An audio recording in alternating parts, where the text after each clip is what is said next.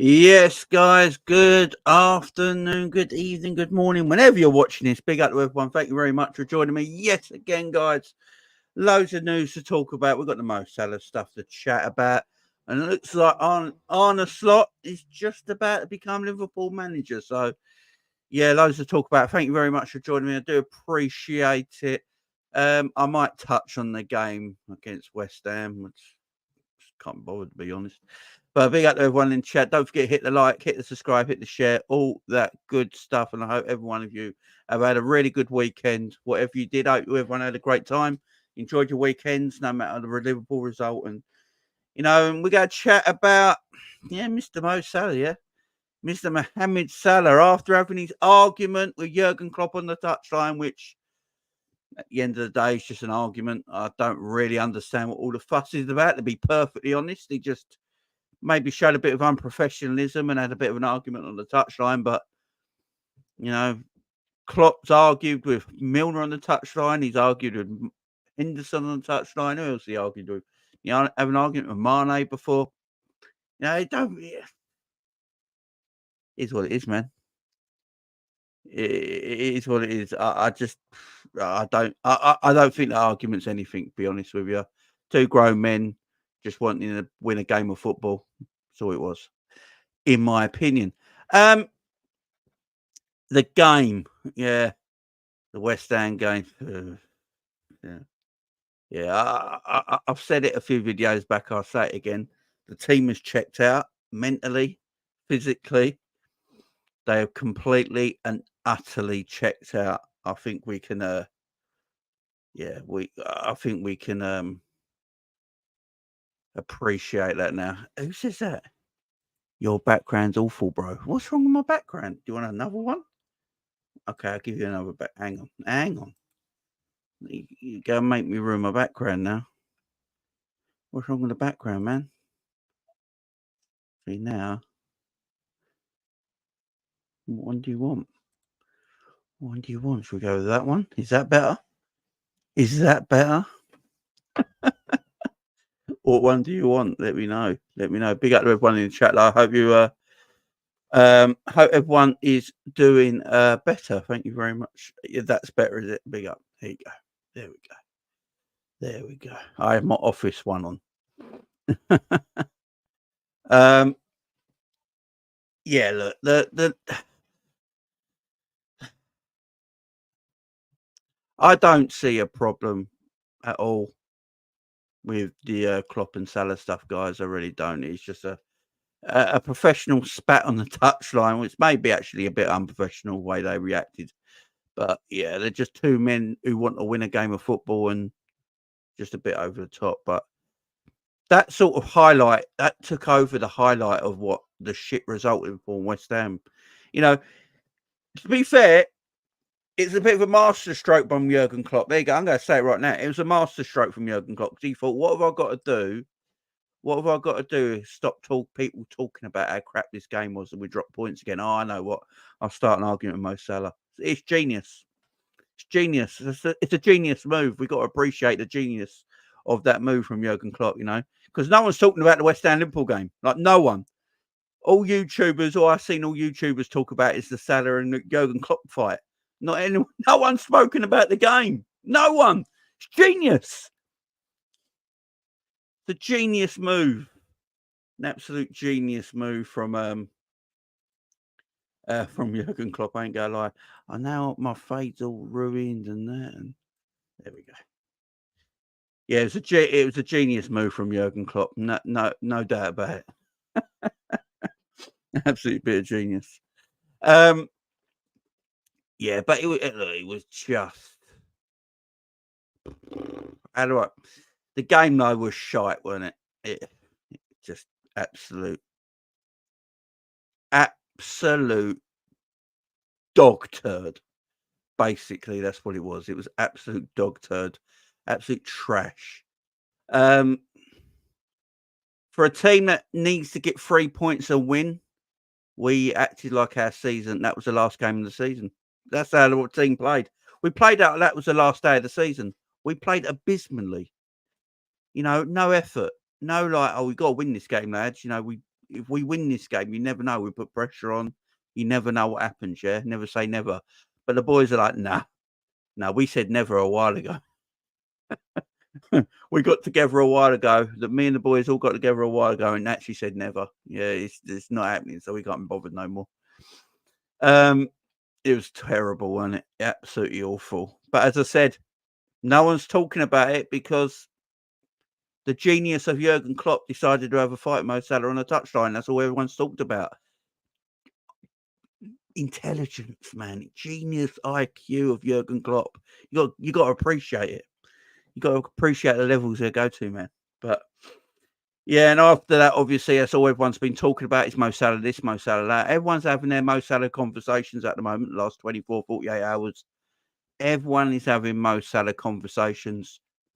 Should Mo Salah be sold? Is that it for Mo Salah now? Will Mo Salah come back from this? Should Jurgen Klopp play Mo Salah for the rest of the season? What is Mo Salah's future? He looks like he wants to leave. I've even said that he looks like he's playing like he wants to leave. What is it with Mo Salah right now? And these have been the conversations that have taken over the Liverpool space right now. It's the Mo Salah conversation. And I suppose we can look at it and think, like, Mo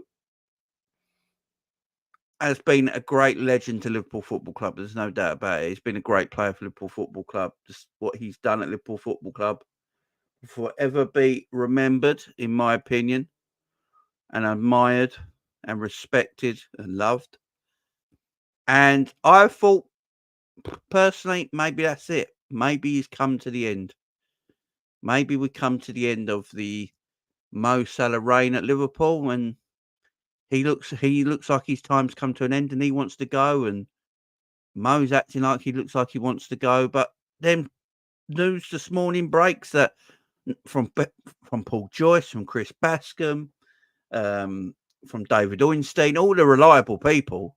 Is it David Lynch as well? They all put it out there that today that it looks like Mo Salah will be staying at Liverpool for the foreseeable future.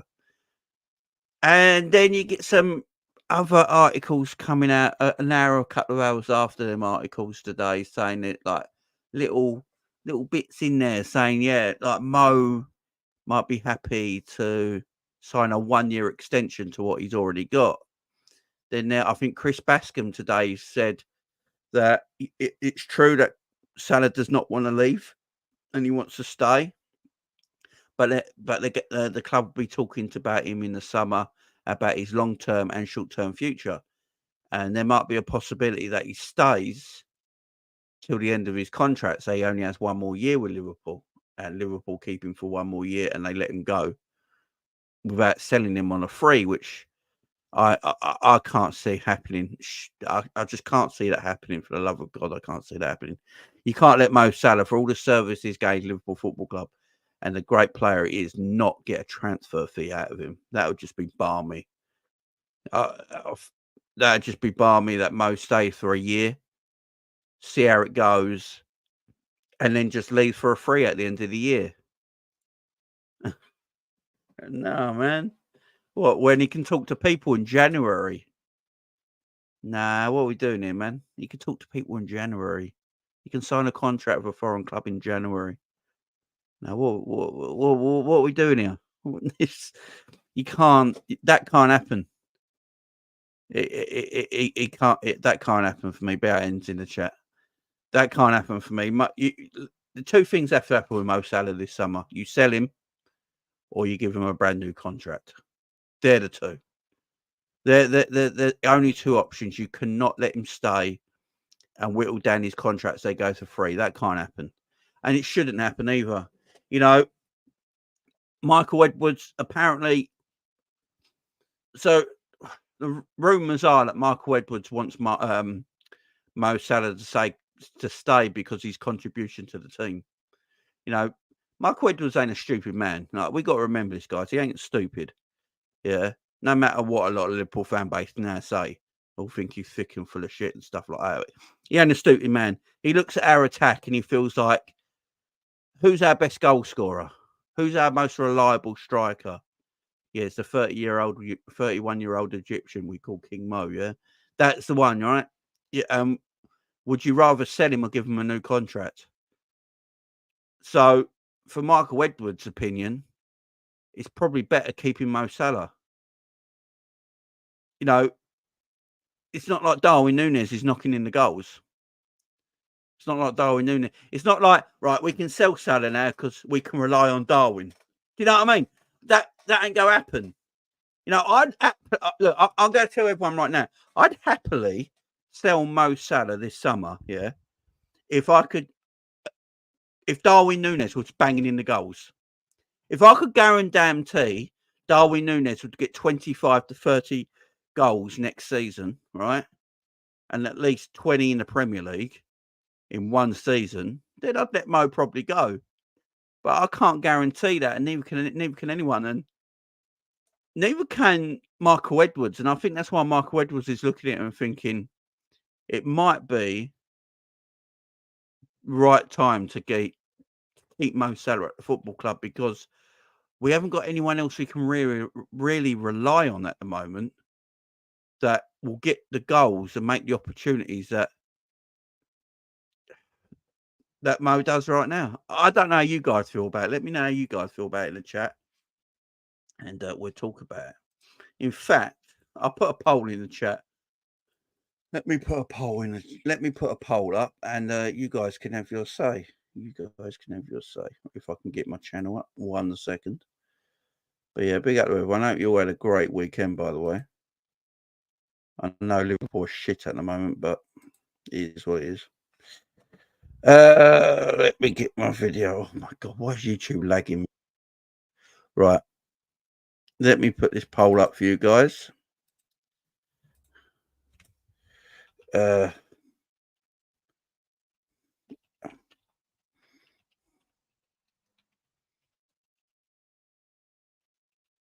Right, there you go. Hang on 1 second.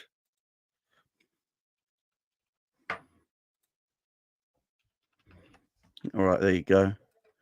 Right, what would you do with Salah? Sell or keep? There you go. Start a poll. There you go. Poll in the chat. Go for it. There we go.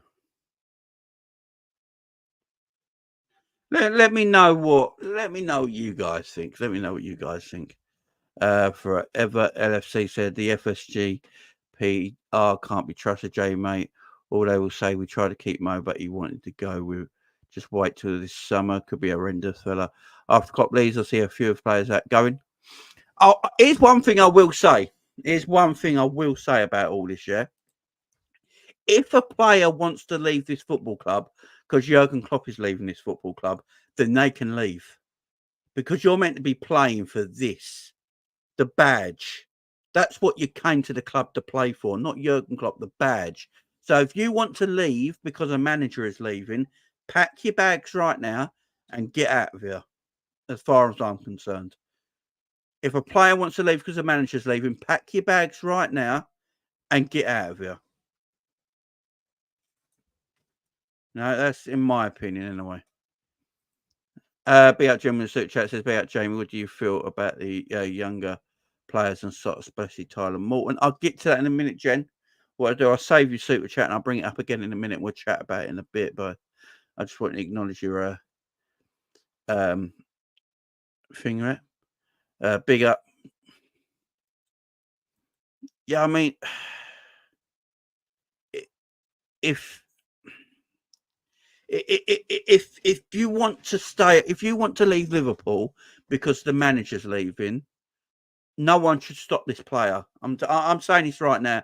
This might be just me speaking. I don't know how you guys feel about this, but I'm a Liverpool fan. It's the club first. Club first. Not owners, not players, not manager, no one. Club first. The badge means more than Mo Salah or Jurgen Klopp ever will to me.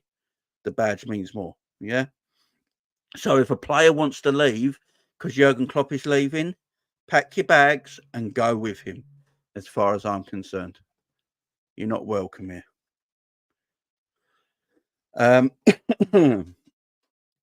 Also, like the news of the Salah stuff. So apparently, I don't know. Look, we're not going to know how true a lot of this is. There's a lot of speculation, but we've got to report on it. It's our jobs here. That, Liverpool don't think that Mo's interested in going to Saudi. Now, I believe that since Jordan Henderson went to Saudi and came back, and some other players have gone to Saudi and came back, I think Mo's looked at it and gone, it's not the right time in my career to go there just yet. He's hearing reports, he's seeing games of really small attendances. I wouldn't be surprised if he shared a message with Jordan Henderson about his experiences out there and stuff like that. They were probably pretty close at one time. So that wouldn't shock me at all. I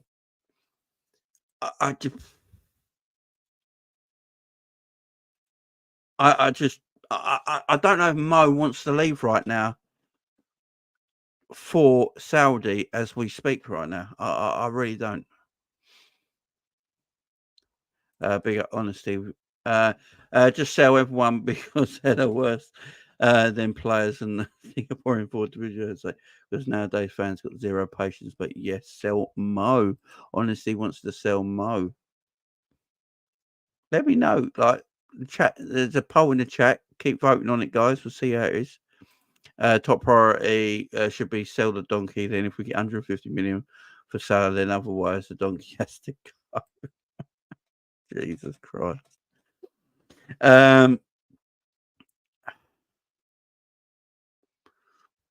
Big up Squidly, how you doing, man? Sell Salah, says Albert. Albert, sell Salah. Right, guys, in the chat, everyone who wants to sell Salah, give me a little brief information in the chat why you want to sell Mo Salah. Give me a brief little quote in the chat why you want to sell Mo Salah. Do people think Mo... Right, what would everyone in the chat rather have right now? A 31-year-old Mo Salah, right? Or a 24-year-old Darwin Nunez? Let's just play this game for a minute. I don't want to sell Darwin in, but I'm just talking it. Would you rather have a 31-year-old Mo Salah that will probably score more Premier League goals next year than Darwin Nunez, or would you rather keep Darwin Nunez? If you had the choice.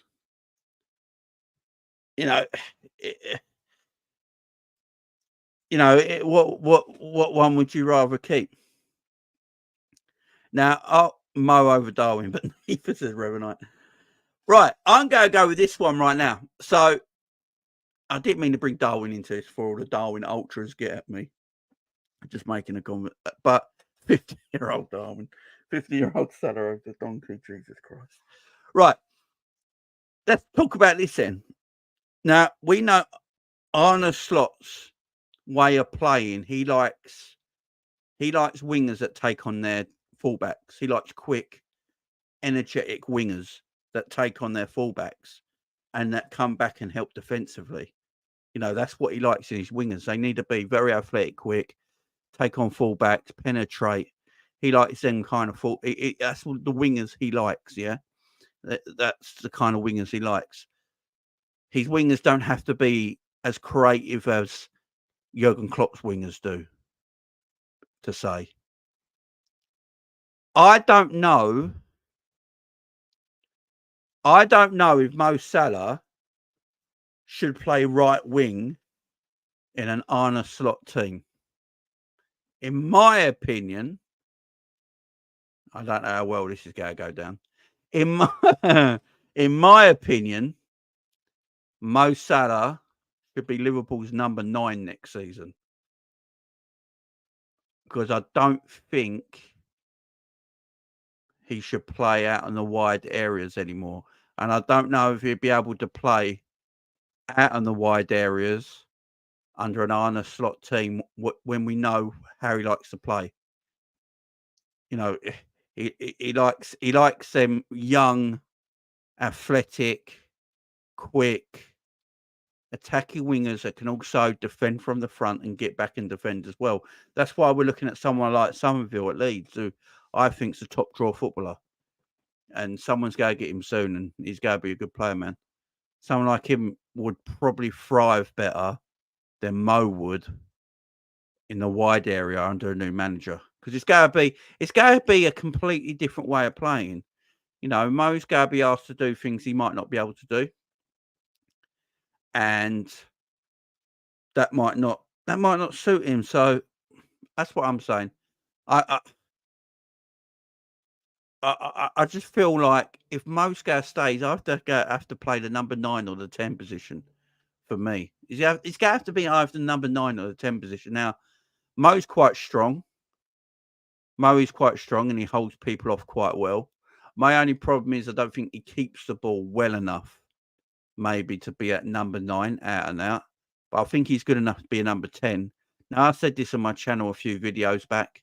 I see Mo Salah eventually becoming like a number 10 later in his career because he's creative, because he's got vision and he's got ability to find a pass. And it's almost like a free roll he'd have. I wouldn't say he'd like just be stuck in that 10 middle position. He'd be like a floating 10, where he can go into the wide areas, go through the central areas, play a little bit deeper, be a bit more creative, maybe. I just, I just don't know if he can play in the wide areas next season, guys. I really don't. I just don't. You know, Arne Slot likes his number 9s to be able to hold up the ball and bring people into play, and he likes them quick young wingers that can take on fullbacks and defend from the front and get back and defend well. And you know, he uses his wide players a bit like how Pep Guardiola uses his wide players at Manchester City. You know, get down to the touchline, get balls in, pull back crosses, that sort of thing. That's what he uses his wide players for. And that don't suit Mo Salah. Mo Salah's not an out and out wide player in reality. He's more of an inside forward. You know, he likes cutting inside most of the time. He drops in the middle of the pitch a lot. He likes now, picking up the ball in deeper positions at times. I don't know if his wide play would suit what Arne Slot wants to do next season. So it's an interesting one. And Liverpool want to keep him, and I get why they want to keep him as well. It's Mo Salah. Of course, you want to keep him, but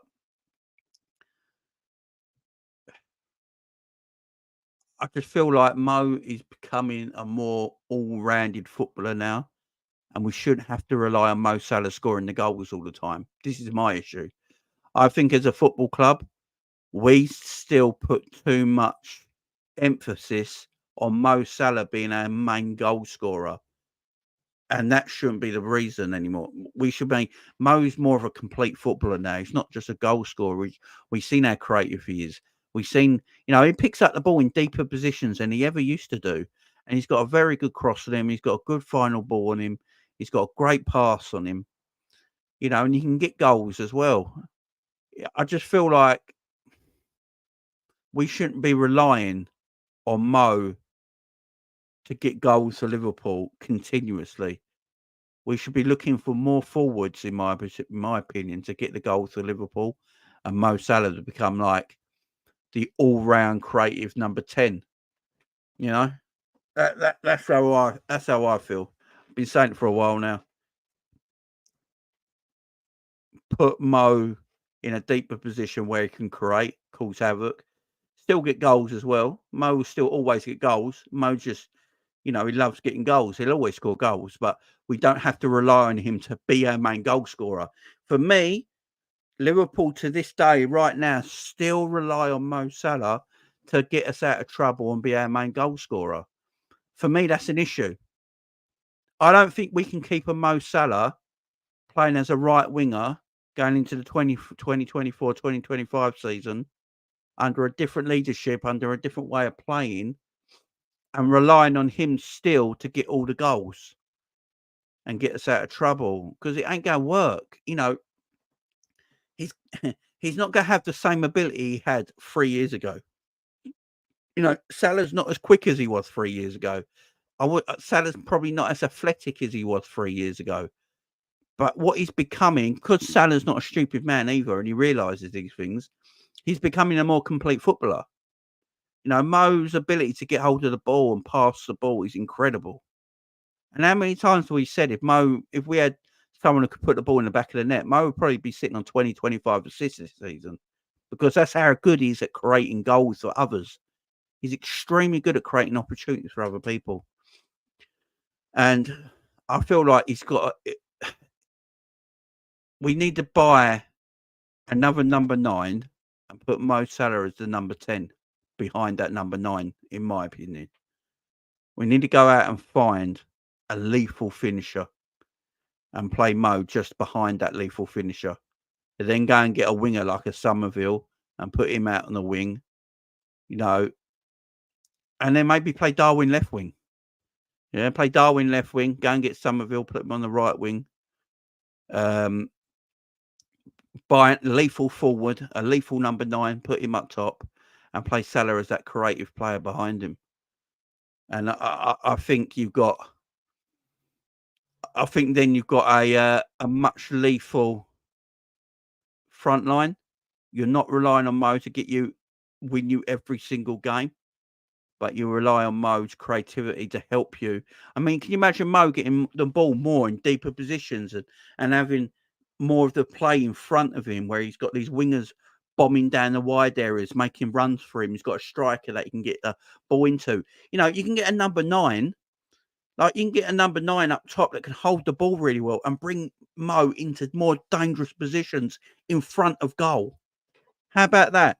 Instead of Mo drifting out wide and having to cut inside and take on fullbacks to get a shot out, how about you get Mo linking up with a proper number 9 who can hold up the ball, bring Salah into play and get Salah more in front of the goal? I bet Mo still scores loads of goals that way, and also being creative at the same time. Being creative at the same time. And you're right, guys. Somerville is left-sided, ain't he? And I just feel like by right winger or left winger, number 9. If you think about it, we got a lot of business to do in the summer. We literally have a lot of business to do in the summer. We do. I think if Mo's staying, for me, that means someone's leaving. I can't see all the forwards staying here next season. Now, obviously, a lot of people will say Luis Diaz would leave. I've got a feeling it might be Luis Diaz as well. I'm not completely fond of Luis Diaz, as people know. I don't think he does enough. I think Luis Diaz has done an exceptional job at making people believe he's an excellent footballer, because he keeps busy.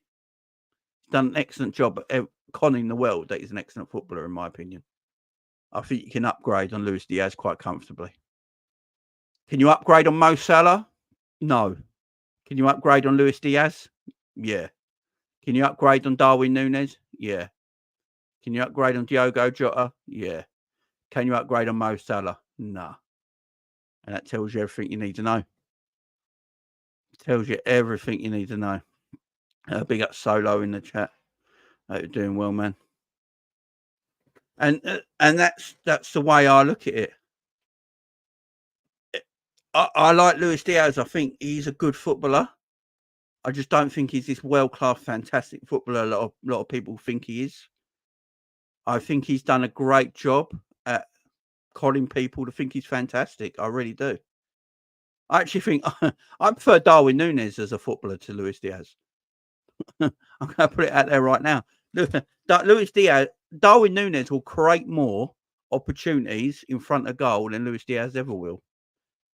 I'm not a big Luis Diaz fan. He's done well this season. He's got a few goals and a few assists, but that's about it.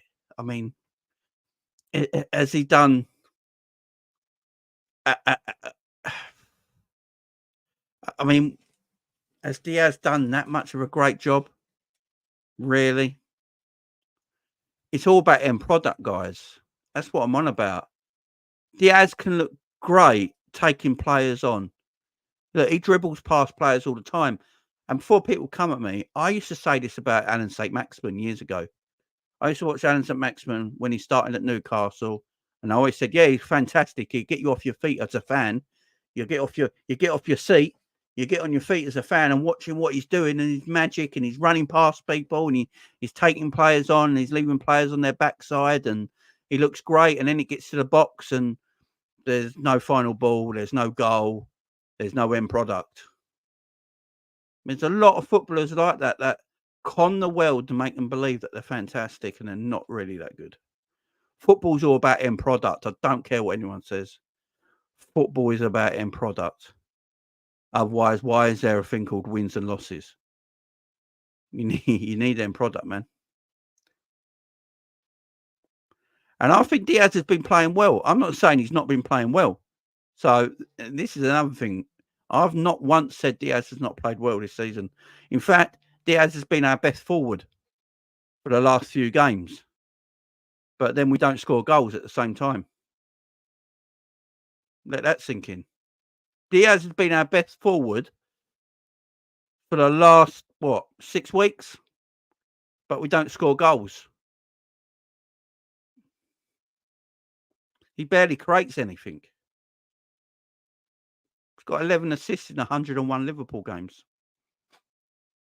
11 assists in 101 Liverpool games.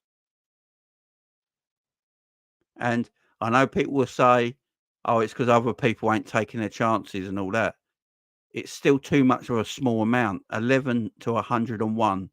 If he was taking his goal, like if he was creating that many chances, his assists would still be higher than 11.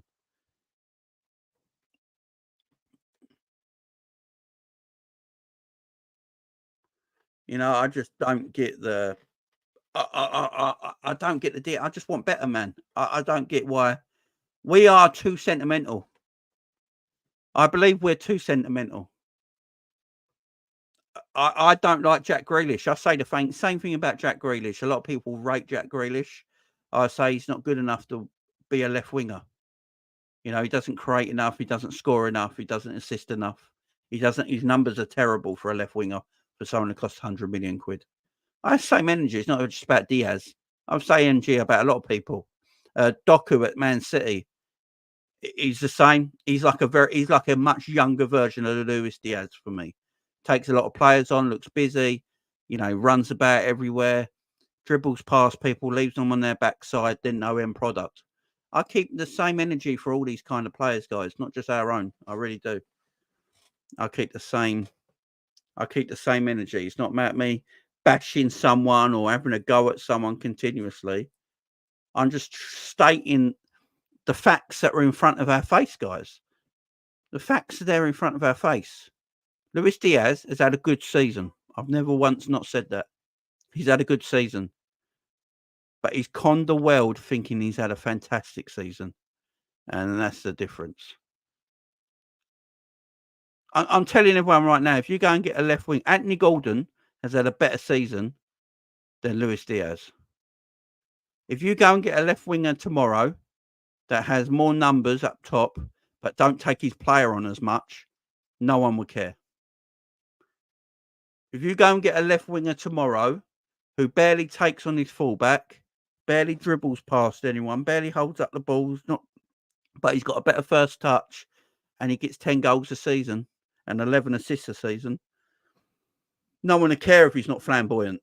No one will care if he's not flamboyant. No one will care if he's basic. Yeah?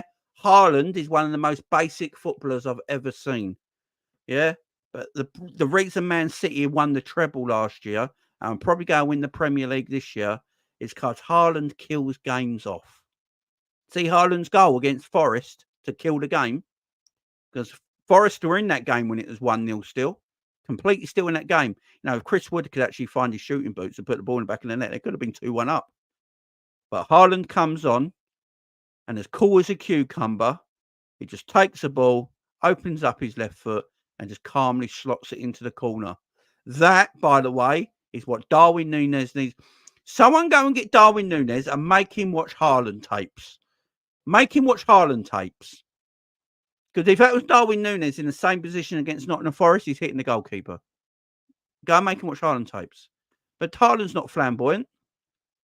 Was it right foot scraps? Apologies. He's not flamboyant, but he's a goal scorer. If Haaland played for Liverpool today, we'd have won the league. League will be over right now because we create so many we create so many chances. It'll be over now. We would actually be crowned Premier League champions if Haaland played for Liverpool right now. You know, he's an elite finisher. Now, Harry Kane is an elite finisher and a better footballer. You know, Harry Kane has got a bit of pizzazz about him and a bit of flash about him because he can drop back, sit deep, pick up the ball. He can find a pass. You know, he's got ability, man. He's special.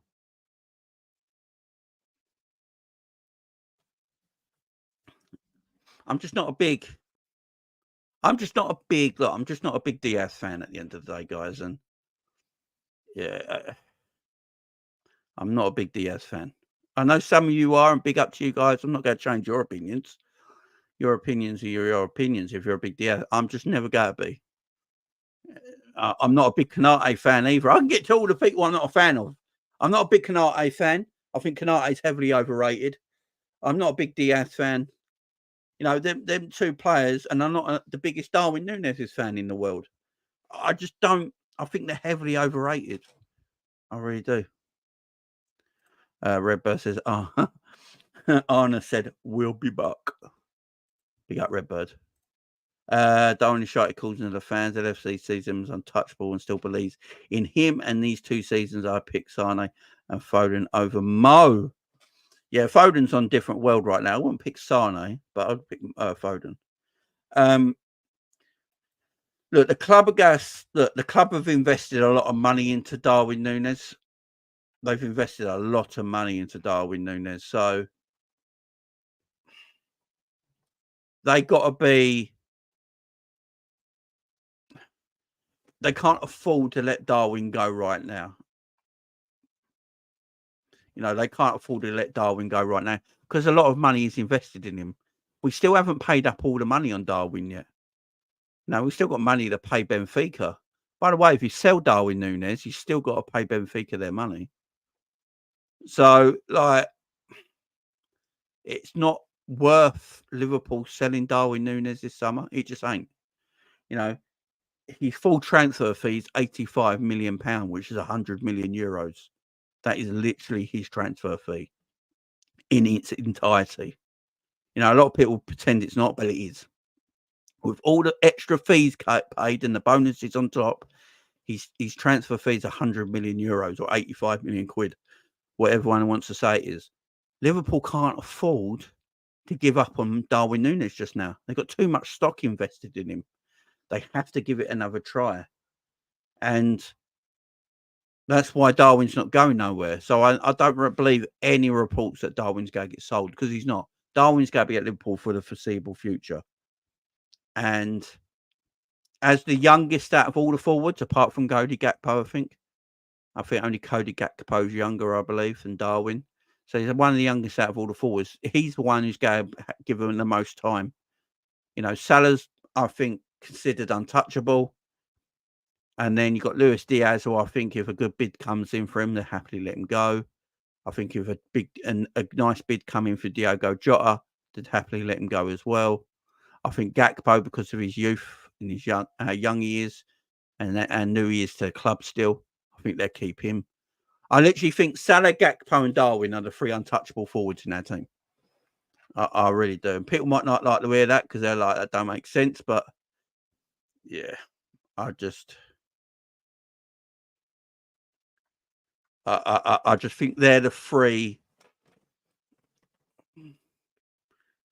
I just think they're the 3 untouchables: Gakpo, Darwin, and Mo Salah. Mo Salah because who he is. Who you go get to replace Mo? It's difficult. Darwin Nunez has got a lot. There's a lot built into Darwin money wise. As I said, it was a big transfer fee. It cost a lot of money. Liverpool go, and he's still only 24 years of age, 25 years of age. So Liverpool go, you know, hope to see some money back from that investment yet as a footballer. And then you got Cody Gakpo, who's only young as well, like in his early 20s, and only came 18 months ago. So I think he'll be given another chance, especially with a Dutch coach coming in. I think that will help as well. I just feel like they're the three untouchables. Luis Diaz, I can buy you 20 left wingers tomorrow. They can all probably do a better job than Luis Diaz. And Jota, yeah, I'm going to talk. This is what I'm going to say. I'm going to say something probably a bit against the grain, but I'm going to say it anyway. I would let go of Diogo Jota this summer. I'd let him go. He's unreliable. I know he's a good footballer. He's unreliable. The man can't stay fit. He doesn't play enough games to warrant him staying year in, year out. You just don't, guys.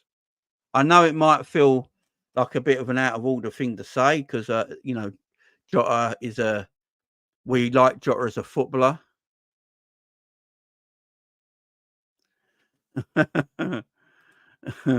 Yeah, you're flying, Jamie. Well done. That Arna, Slot, and Robbo sit down skip was world class comedy. Big up to you, man. I look at Jota and I think Jota's a wonderful player. I really do, and he's a tremendous footballer. But he can't be relied on. And when I've got a footballer that good in my team and I can't rely on him, I can't keep him around. I really can't. I can't. He's not there when we need him the most. Jota is never available when Liverpool need him the most. He's such a talented footballer as well. I've always said it. He's Liverpool's best finisher on these days, without a shadow of a doubt. But he's just never around. He's never about. Like, will we see him this season? Klopp said he's out for 2 weeks, but there's only 3 games to go. What games did he come back for? What, the last game of the season against Wolves as a sub? I mean, what's the point of that? Are we going to see Jota again this season? I keep saying I wouldn't sell Jota because of the footballer. I'd sell Jota because of the injuries. That's the only reason I'd sell Jota. I think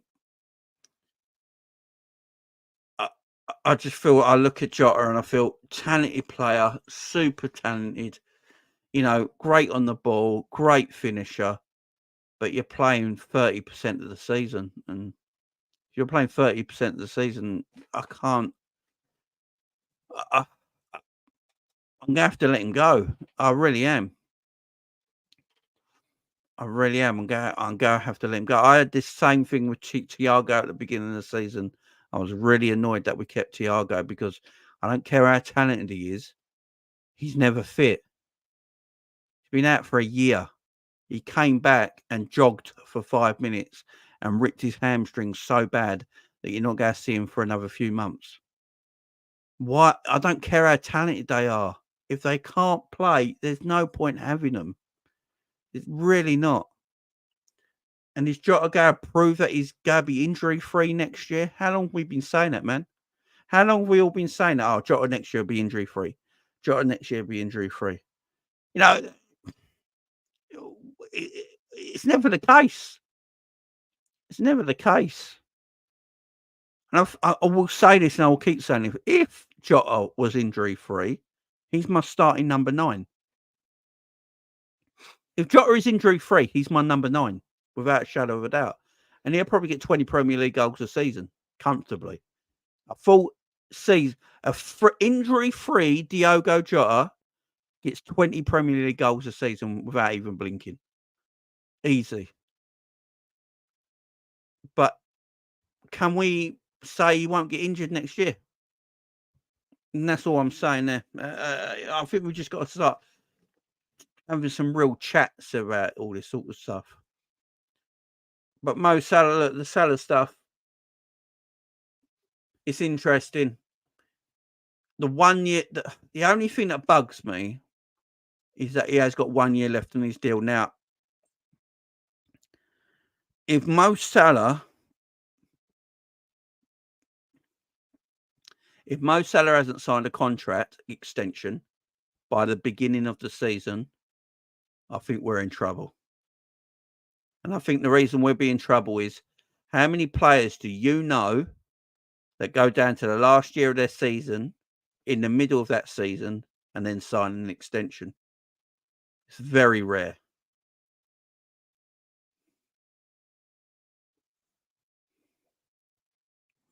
You know, it's very rare that a player goes a year left of their deal. They start the season, they play the season, they're halfway through the season, then they sign an extension. It's very, very, very rare for that to happen. We can't afford to let Mo Salah leave on a free, man. We just can't. We can't let him leave for a free. And with Virgil and Trent as well, I think Trent signs anyway. I think Virgil signs as well. I think all three of them sign new deals. I'm going to say it now. I think Salah, Trent, and Virgil all sign new contracts. And I will say this again. I said this at the beginning of the video. If Salah, Trent, or Virgil do not want to sign new contracts because Jurgen Klopp has left, they can leave with Jurgen Klopp. As far as I'm concerned. If Virgil, Salah, and Trent only want to play for Liverpool because they want to play from Jurgen Klopp, they can leave with Jurgen Klopp. Go and pack your bags tonight, hand in your transfer notice, and leave. I don't care who you are. I don't care how powerful you are. I don't care what kind of legacy you have. If you're only here because of Jurgen Klopp and that's it, and you're like, oh, I don't know if I want to play here. I don't know if I want to play for Liverpool without Jurgen Klopp. Fuck off. You know where the door is. Don't let it hit you on the way out. Simple as that. I'm sick of all this shit. If Virgil's like, oh, I'm not sure about my future, fuck off. We made you a star, my friend. This club put you on the map. If you want to only stay because of a manager, go on holiday with him. Because he ain't managing anywhere else. Go on holiday with him. Go and suck him off 24/7. I don't give a shit. Do what you want. Sick of this bollocks. Don't hold my club to ransom. I don't care who you are. I don't care what the player is, who the player is. Do not hold my club to ransom over anything. Fuck off.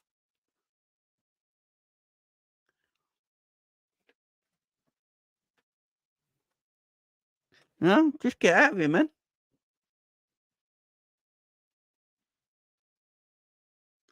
Just get out of here, man. I don't care who they are.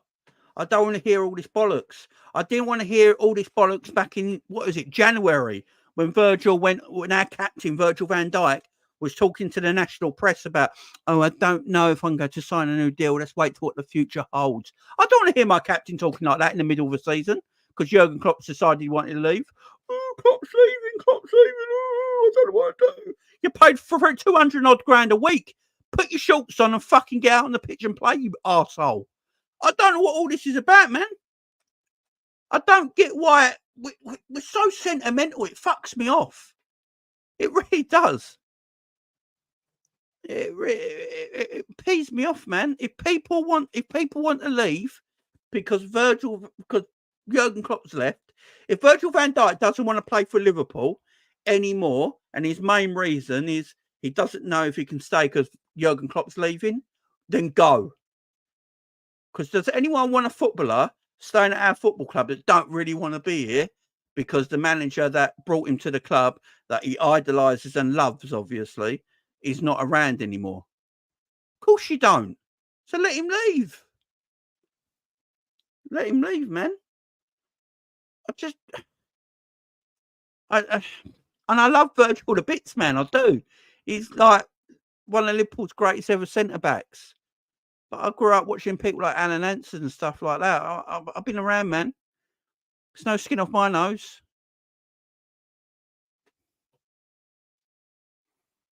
There's no skin off my nose. It really ain't. Really ain't. I just... People might not like to hear this. I'm sorry for everyone in chat. I am not going heel. I promise you. Everyone thinks I'm going bad guy. I'm not going bad guy. I'm not going heel. I'm just... I'm just... My love for my football club is my love for the badge. For this, yeah? That's my love right there. It's not Jurgen Klopp or Virgil van Dijk or Mo Salah or anyone else at the football club. They're just people that played for my club. They're not going to be here forever. What? We got to keep a 45-year-old Virgil van Dijk because no one wants him to leave. We got to wheel him out in his wheelchair, pushing him out. You know, what are we doing around here? The fucker wants to leave. Let him go. Don't give a shit.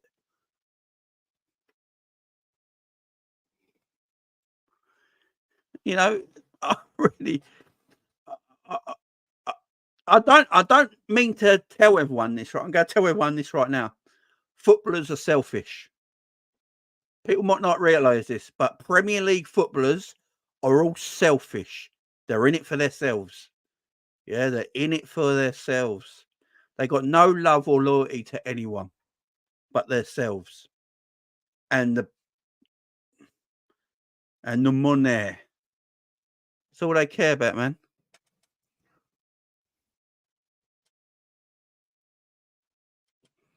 No, if you see Klopp leaving, Virgil's like, I can't do it no more. You know, I've got to go on holiday with Jurgen. Oh, I mean, what are these players going to do? Here's another one. Say you got players like Virgil van Dijk or your Mo Salahs or whoever it is, yeah? I'm just using them for example, that are thinking about their Liverpool future because they don't know if they've got a future after Jurgen Klopp leaves. Because it's Jurgen Klopp that brought me to the club and I love Jurgen Klopp and all this shit, yeah? Well, what they got to do? Because Jurgen Klopp ain't going to manage anyone else. He's retiring, so he says. Where are these players going? Where's Virgil van Dijk going to go? Literally, where is Virgil van Dijk going to go? Where's he going to go? What, AC Milan? That's what I've heard.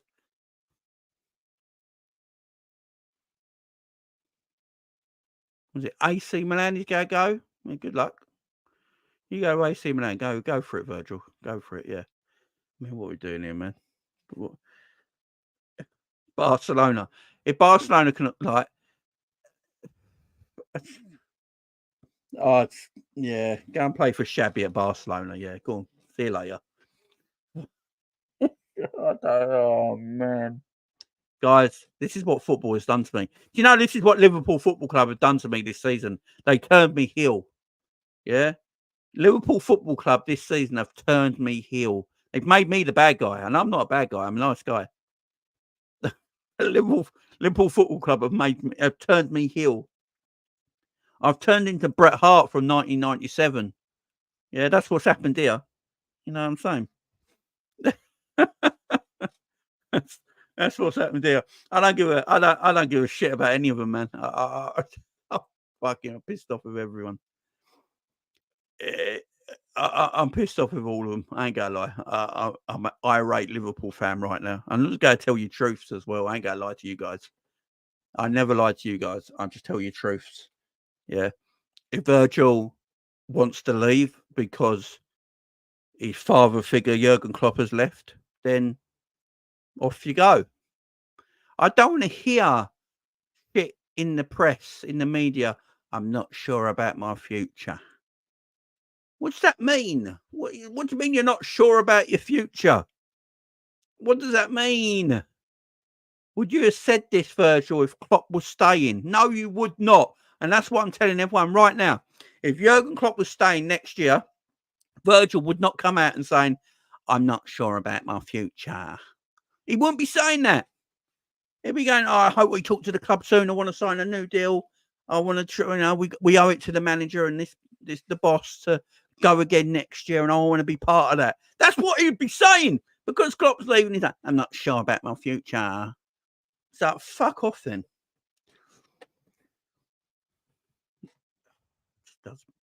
Big up Joe A in the chat. Hope you're doing well, man.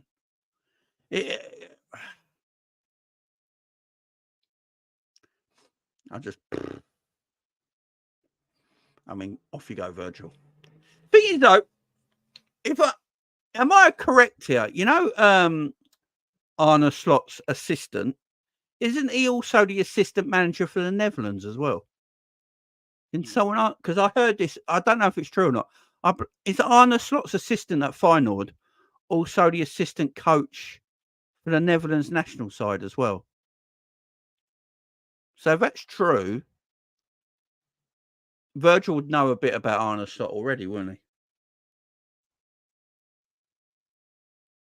So that's true, yeah? No, there you go. So there, Virgil, you know. You know your assistant's going to be next season, man, because he coaches you for the national team, man. So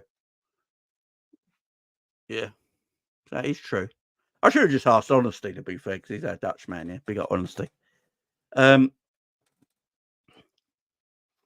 Yeah, I think you're correct, Joe, mate. Big up. Imagine this, and the assistant gets injured. I'm picking on. I don't know why I'm picking on Virgil. I love Virgil to bits. Virgil's my guy, but comments in the media just peed me off lately. I'm just getting sick of this. I will say though, it's one thing I will say: if Mo Salah stays at Liverpool and signs a new contract, yeah, Mo Salah hasn't got exhausted and want to leave like the manager has. Mo Salah has decided, I want to retire at Liverpool Football Club. I want to stay at Liverpool Football Club. I'm not jumping the ship. Mo Salah shown more loyalty to Liverpool than Jurgen Klopp. So I'm just going to put it out there. I'm putting it out there now. I'm going to put it out there. If Mo Salah signs a new contract, he's showing more loyalty to the club than Jurgen is, and he's fucking off. Yeah? Yeah, there you go. Let's put that in there. You know? Salah loves the club. Salah loves the club more than Jurgen. Is that what everyone's telling me? Yeah, is that what everyone's telling me? I'm joking, of course. I'm just having a laugh. But yeah, it's people. That's what people might say, man. That's what people might say. I can see that happening, though. I can see that happening. I can see people saying that because I'm only joking, yeah. But I can see people saying that if Salah stays, yeah, and signs a new contract, yeah. Big up promo says, Jamie, you reckon if he signs a new contract, he'll be getting more or less? So the rumours are the Mo wants a 1-year extension on what he's got already, gives him 2 years left at the football club. That's the rumour at the moment. I don't think the club would just want to give him a 1-year deal. If he's only getting a 1-year extension, I assume he's staying on the same money. I would assume that he's not getting a pay rise. If he's only having a 1-year extension, he's probably going to be on the same money. Now, if he goes to a 2-year extension and then 3 years left on his deal, that means they'd have to probably up his wage a little bit. But with only a 1-year extension, apparently what Mo's wanting at the moment, you know, that means for me that he's going to stay on the same money, because I don't think you'd up his wage for just a year extension, in my opinion. I don't think you would up his wage. So I feel like he stays on the same money he's on now.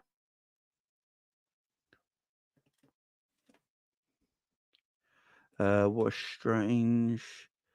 strange decision from Hughes and Co. Are you guys already up, like, wanting Mo to leave? Let me know in the chat, guys. Are you actually wanting Mo to leave? Now,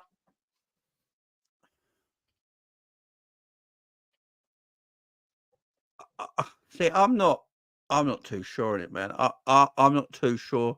I just don't know if Mo can play as a right winger in the way Arne Slot wants to play. Harry plays his wingers. His wingers play a bit like the way Pep Guardiola has Man City playing at the moment with his wide players. I just don't know if that's. There's no way in hell that Arne Slot wants to come to Liverpool and he's got no Mo Salah or Virgil van Dijk or Trent. That'd be no way. He'll want Mo's to stay there. There's no shadow of a doubt. I feel like Mo should play the 10. Look, Arne Slot plays that 4-2-3-1 formation. That's been his formation since he's been a manager. He loves that way of playing because then he defends in a 5. You know, he has a bit of structure in his defending. If that's the way he's going to play, I'm playing Salah in a 10 all day long. I'm playing Mo in the 10 all day long, and you know, and then I'm playing Harvey as his backup in that 10 position. They're my 2 10s next season. Would be Mo Salah and Harvey Elliott in that position. Maybe Szoboszlai as well.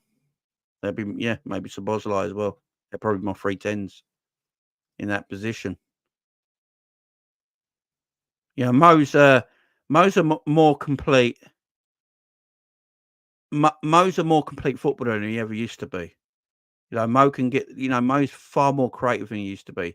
Mo's. I keep saying this. Mo's not silly. He knows he's not as strong as quick as he was, and as athletic as he was. He can't get down the wings and defend like he used to from the front anymore. Mo rarely gets back in defensive positions now as a winger. He stays up top most of the time. He doesn't really get back. He walks a lot on the wide areas of the pitch. He don't really run that much anymore. I just feel like going forward, I don't think it benefits Liverpool, Mo Salah being a wide player anymore. For me, Mo slows the game down when he gets the ball in the wide areas of the pitch. He slows the game down too much. I think Mo's attributes would be far better in the number 10 position. He's creative. His creativity is mad. You got wide, quick forwards running past you. You got a number 9 who can hold the ball up. If you go and buy a number 9, he can hold the ball up. Mo can play off the number 9 who can hold the ball up and actually get into better goal scoring positions playing the 10 than he would be playing as a right winger, in my opinion. I feel like that would work, but the only way that works is that you can't play Darwin as a 9 because Darwin can't hold up the ball. Darwin, that's not in Darwin's wheelhouse. Not everyone can hold up the ball as a 9. Darwin can't hold up the ball well enough as a 9 for Salah to play a 10. So that means you'd have to go and buy another striker. So there's a lot to think about. Do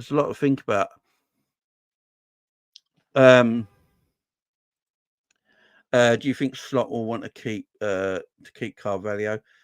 I think the players that have gone on loan will have a chance to prove themselves in pre-season. I think.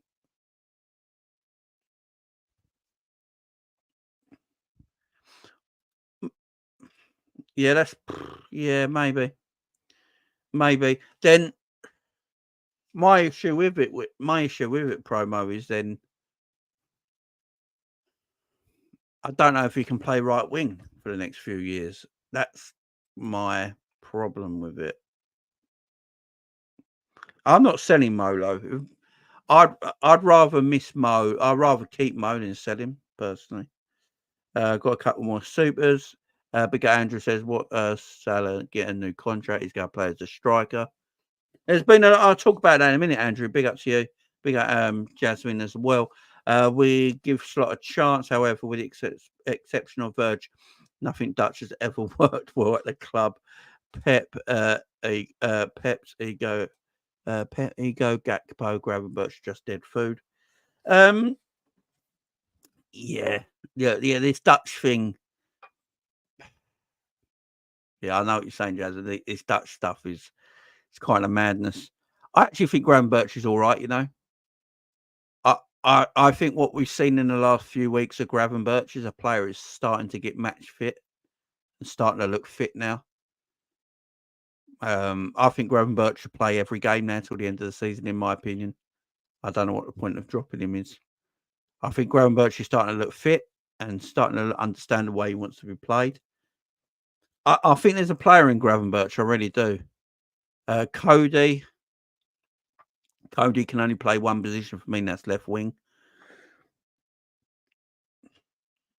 It's interesting, though. This Dutch stuff is interesting. I do believe, though, he's far better than Ten Hag. I've watched quite a bit of Arne Slot now. Since he knew he was going to be our manager, I watched quite a bit of him.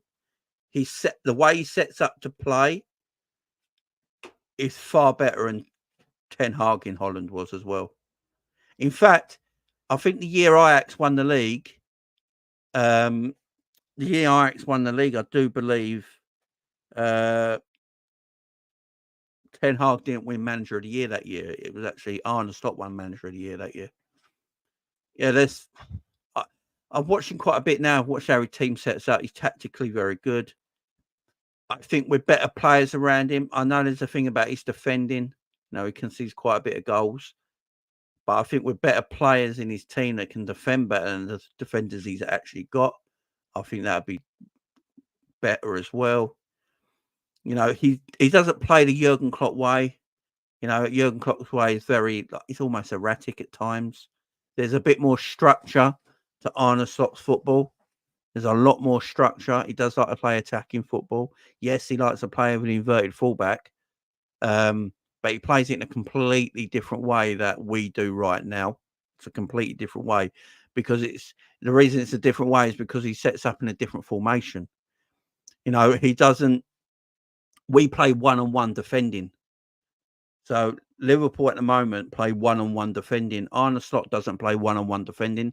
He has more defensive structure. So the person playing the inverted role, if it is Trent next year, it will be completely different. It'll be more structured. You know, Trent has got a free role. Let's put it this way. He doesn't play. Trent don't play inverted because he doesn't get back into defensive positions. But he's got a free role. Like Trent can end up on the left wing, centre forward, centre midfield, right wing. Arne Slot will play it more strategically with more structure. Yeah, he's he's really good. He's really good. Yeah, it was Jasmine. I read Jasmine's one just now. Big up Jasmine. I'd kick Cody now for rotation as he's similar to Mina. Yeah, I don't understand what's wrong with squad players. I don't know what's wrong with the what's wrong with squad players.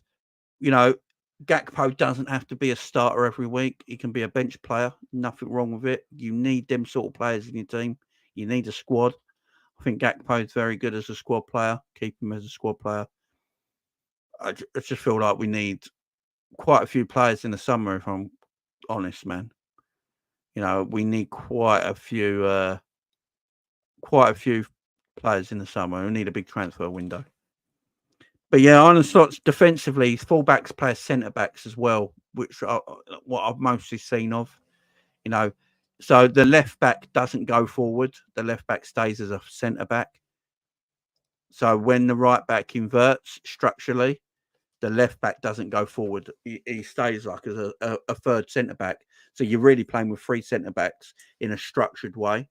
And then you've got two sitting midfielders. And then you got the inverted player coming into the pitch as well to just keep possession and build-up play in the middle of the pitch. He likes good build-up play. He likes building up play from the midfielders, Arne Slot, which means there's some midfielders in our team that can't do that job. Yeah, it can't do that job, so better go find it hard to get in the team next season. But yeah, I think we've got a massive transfer window coming. I really do. We got to get some players out of this squad. We've got to bring quite a few players in. For me, we need an out-and-out number 9, proper number 9, a lethal number 9. Also, a number 9 that can hold up the play because the way Arne Slot plays, he likes his number 9s to hold up the play, hold up the ball, and be strong with the ball. So we're probably going to be looking at number 9. We need a centre-back desperately with Matip going. I honestly don't think Konate is good enough. Who knows what's happening with Virgil? So we need at least 2 centre-backs, in my opinion. We need a left-back. I've got a feeling we might play a centre-back as a left-back next season because the way we're going to play under Arne Slot, when the right-back inverts, the left-back stays as a centre-back. So I think you might see a lot of Joe Gomez playing left-back next season, but he'd mostly be a third centre-back. You know the way Man City and Arsenal play? You know, Ben White is a centre-back who plays right-back. Grovedal is a left-back, but he's a centre-back that's playing left-back for City. You know, these sort of things. I think you'll see that with Liverpool next year. I think our left-back next year will be a centre-back, in my opinion.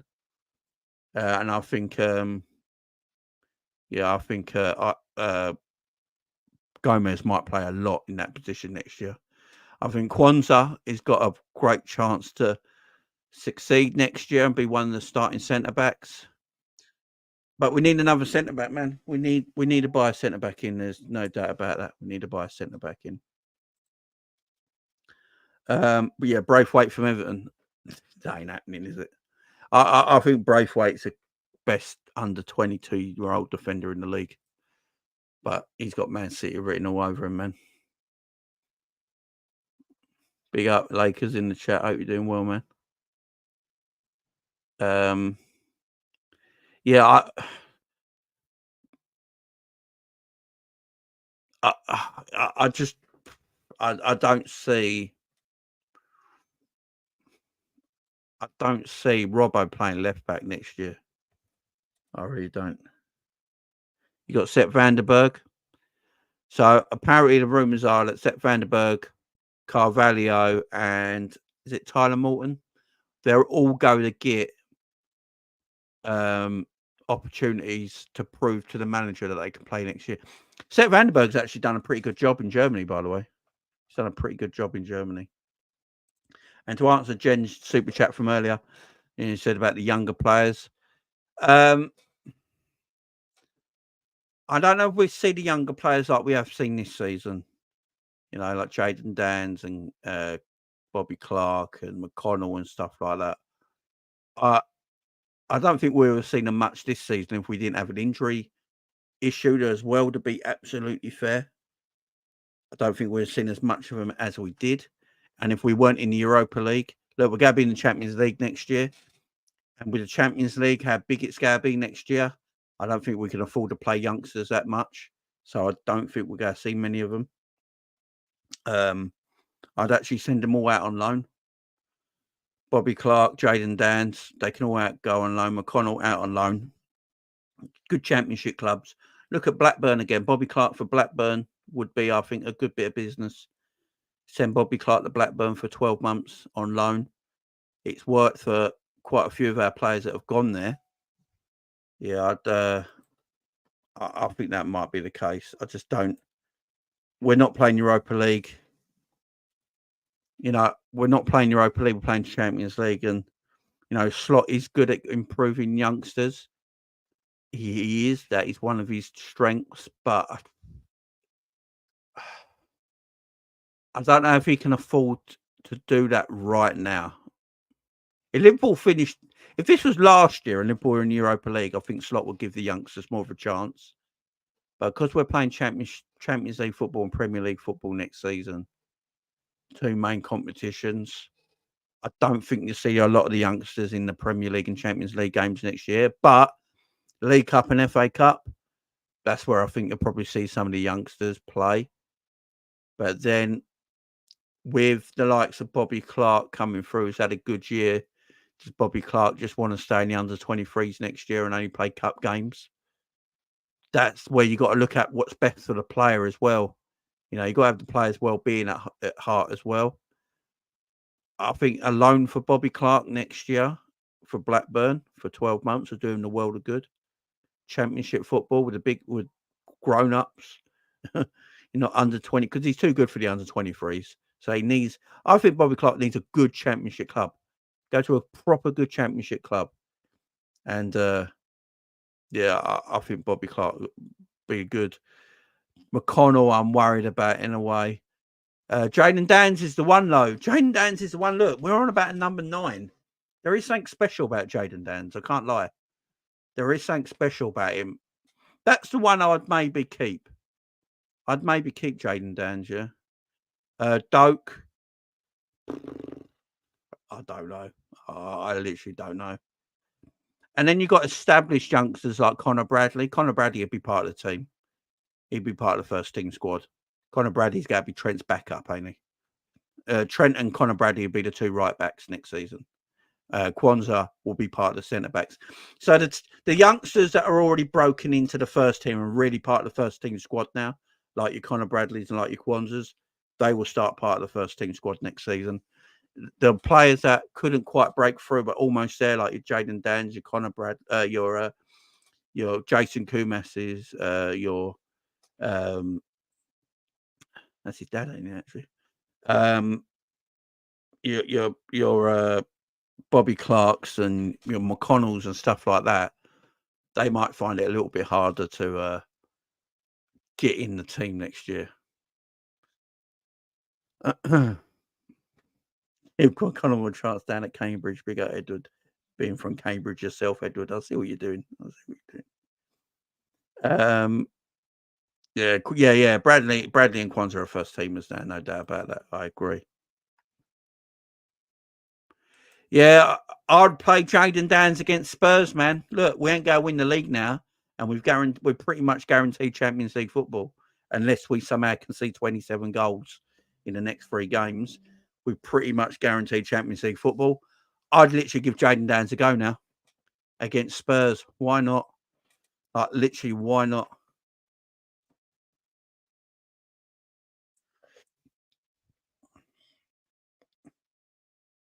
Yeah, Stefan will be part of the first team squad as well. Yeah. Yeah, I think we can safely say the 3 youngsters that'll probably be part of the first team squad next season are Stefan, Connor Bradley, and Gerald Kwanzaa. I think them 3 are pretty much shoo-in. I would love to see Stefan Bajcetic actually play under Arne Slot. Arne Slot's got a good reputation of making youngsters better, you know. And the way Arne Slot likes to play suits Stefan Bajcetic massively.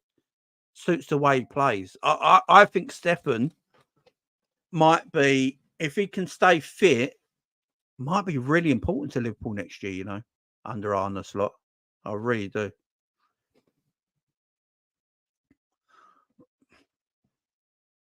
Yeah, Scraps, exactly. Because that's the way he plays. He plays in that double pivot, don't he? So I feel like we gotta get a new DM though. That I love Endo, but I think Endo as a squad DM is perfectly fine. I think we need more of a machine as a DM, more of a destroyer sort of DM. And you know, if you can get him, maybe Stefan, and now I'm thinking about it. If you get a new DM and you play him and Stefan as a double pivot, and then you play McAllister in the 10, and you play Alexis McAllister in the 10, yeah, that might work, you know. that might work. That might cook. That might cook.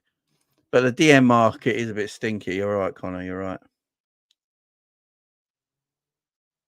Exactly. He's a super talent, man. He's a super talent.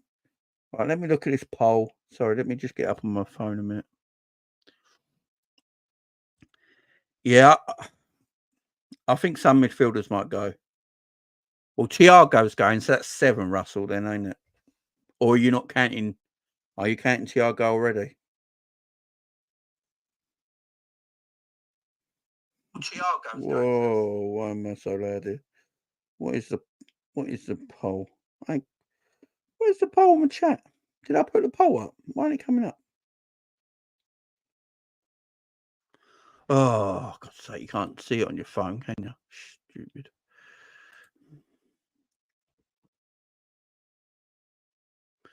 Hang on, guys. 1 second.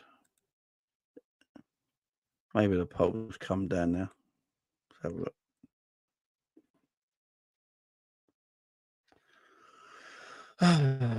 I even got there. It is. All right, I can't get it on my phone for some reason. So, what would you do with Mo Salah?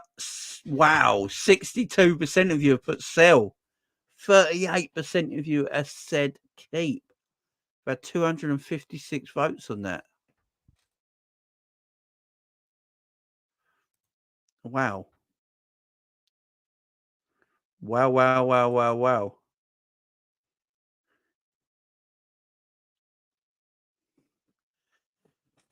I am shocked. I can't lie.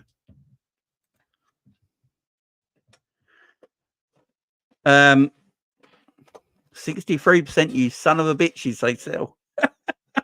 Big up to all you guys, man. Big up, much love to you. Guys, we've got 203 people watching on YouTube. We've got 100 people watching on X right now as well. So, guys, make sure you're hitting that like button, share, and subscribe. I'd appreciate it. Thank you very much for kicking about. Big up to K-Mac in the chat as well. So, Edison Boss to our team is a good shout. Okay, Mac, if you're available and you want to come on quick for about 10, 15 minutes, you can come on, man. And let me know in the chat, man. Or give me a WhatsApp. Curtis Jones's future. It's an interesting one, ain't it? It's an interesting one with Curtis Jones because I feel Curtis Jones was a big.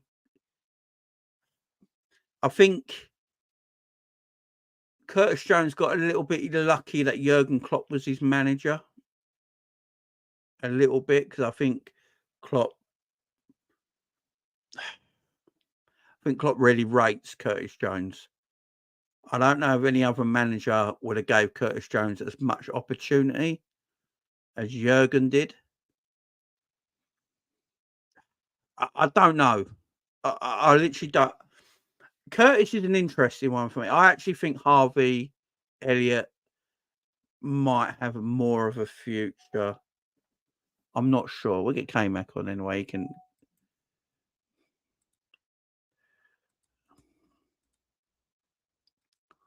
We'll get K-Mac in there and he can stick up for Curtis Jones a bit. I don't know. I like Curtis though. I ain't gonna lie. I like Curtis. I just feel like he's more next season going to be a squad player. I just feel next season he's going to be a bit of a squad player. Jurgen almost guaranteed him first team football this season. I don't know if he's going to be guaranteed first team football next season under Arne Slot. So I'm not quite. Yeah, I'm not quite sure.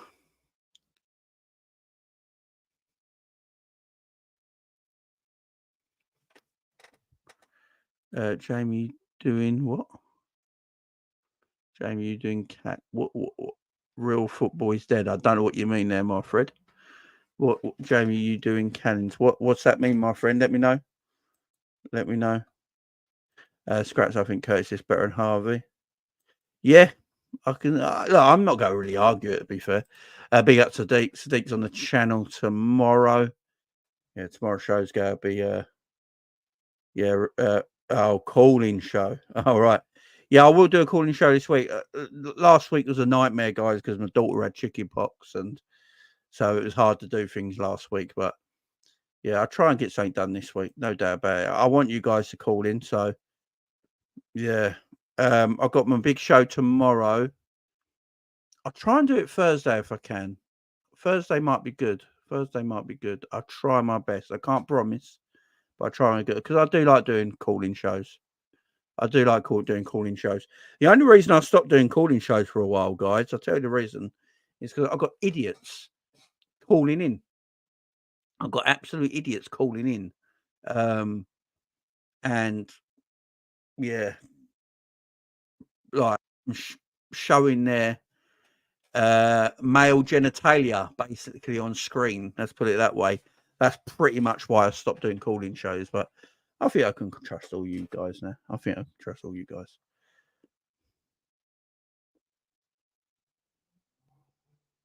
Let's get K-Mac in here as well. Oh man, you all right? Yeah, I'm all right, mate. All refreshed. Had a long weekend away with the wife. It was lovely. How was it? Yeah, it was lovely. The weather was pants for the first day, and I broke the exhaust as well on my car on a pothole. Oh, there you go. So using the wife's good books then, yeah. We had a great time. Really good. Good man, good. I'm glad. Whitby Bay. Yeah. Nice. Went to Robin Hood's Bay as well. It was lovely. Oh, very nice. Yeah. Yeah. So yeah, I just this Salah stuff. Don't know if you've seen it today. Looks like he might be staying. Crazy. 63% of the voters in the poll today said they want to sell him. What's your take on the whole Mo Salah stuff? Like I've said it now. Way Arne Slot plays, Mo for me don't suit the way he plays on the wing. I know. So for me, he has to play somewhere else. It's interesting. It's an interesting one. It is. I was actually talking to the wife about it on the car drive back. She has to listen to me talk about this stuff. Yeah, the Mo Salah thing. For me, like, he's been an absolute legend for us, but are we ever going to get like 120 million for another player like of that quality for Liverpool? And you don't know whether it's going to work with Slot. You don't know whether there's ever going to be another chance to sell him. You know, like all right. So for me, and I said this earlier, is you sell Mo Salah, who gives you 20 goals and potentially 20 assists every season. Yeah. So what do you buy to replace Mo Salah with to get you those numbers? Well, Yeah, you could buy Elise and Mohamed Kudus, who would give you 10 goals, 10 assists each every season. And they can play wide, they can play in, and they fit a slot system. Fine. That's kind of where I'm sat with it. Like, do you get that outcome? And that's the minimum, by the way, because you could easily get 15 out of Kudus in some areas, depending how high up he is. You know what I mean? Mo could work, could not work. This could be a real problem with the new manager being able to acclimatise to a player that big, because he's never done it before. He might be okay with Virgil van Dijk because his assistant manager knows Van Dijk, so that relationship is already kind of happened. You know what I mean? And he's Dutch. But Mo, I mean, I said this I think it was a couple of days ago. I said you just don't know what that's going to be like, because you're throwing a guy in who's never worked in the system that he's got.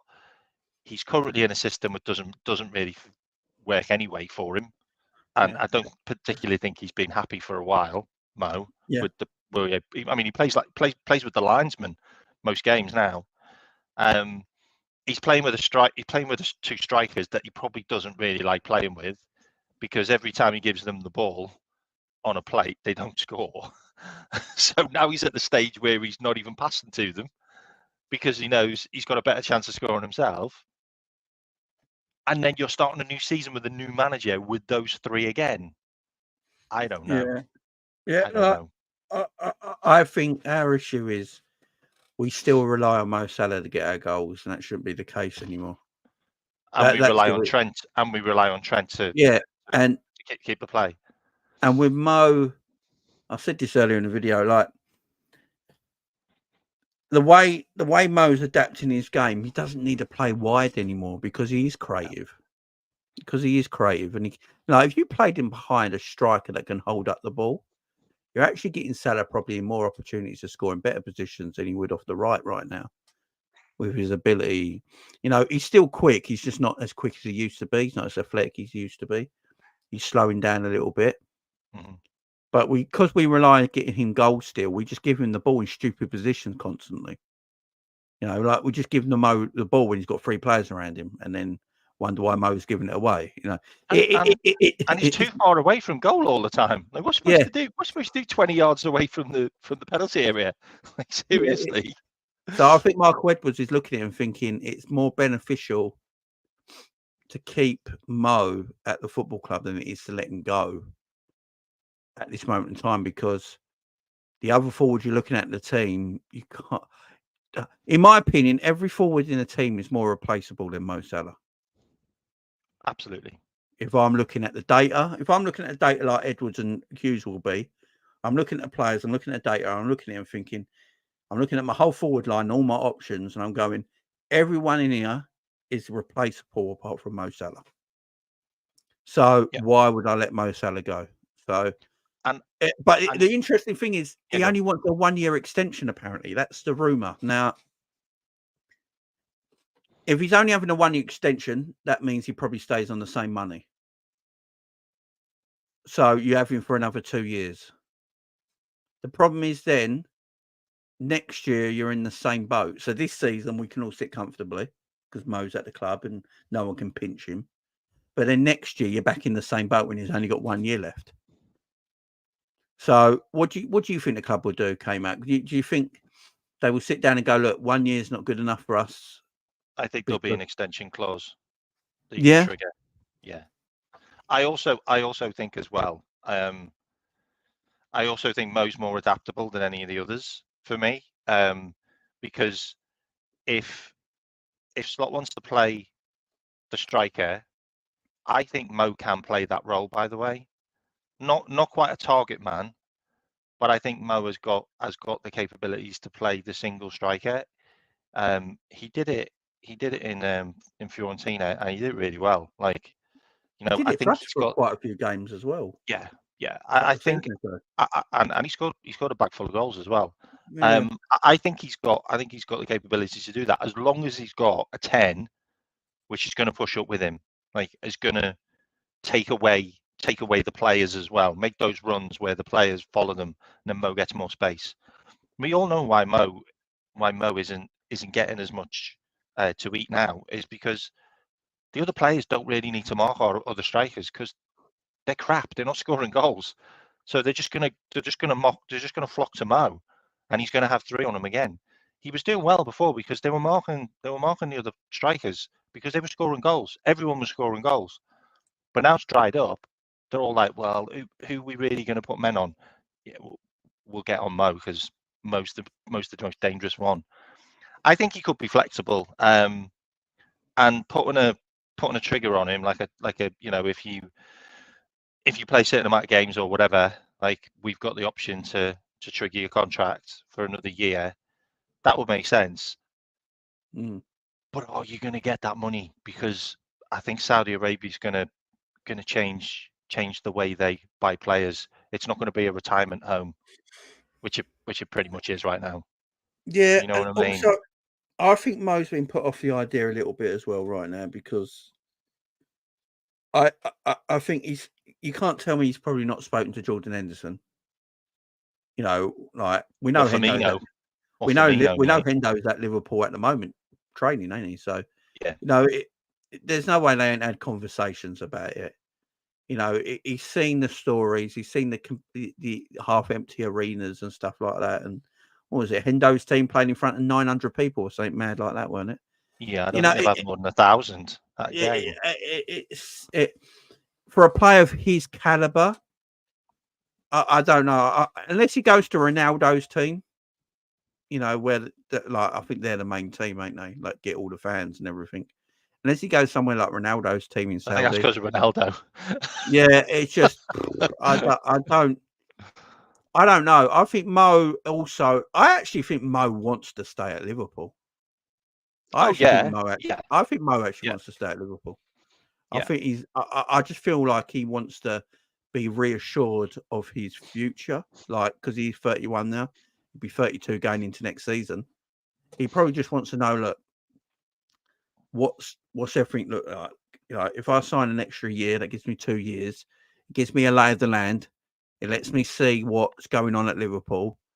We're going through a transitional period. We've got a new manager coming in, new coaching staffs. It gives me that year, to see what's happening, like get the lay of the land, see how good everything's going, and and then sign, as you said, like maybe an extension, and you keep rolling that way. It's important talks. Apparently, Richard Hughes is going these conversations with Mo, but what I've said already, unlike Virgil, it looks like Mo actually wants to stay at the football club, which I give Mo credit for that. Even if people want to sell him right now, he looks like he wants to stay as it is right now. I'm only going on what Joe who put it out? Paul Joyce and David Ornstein said, and Melissa Reddy have said it. David Lynch has said it.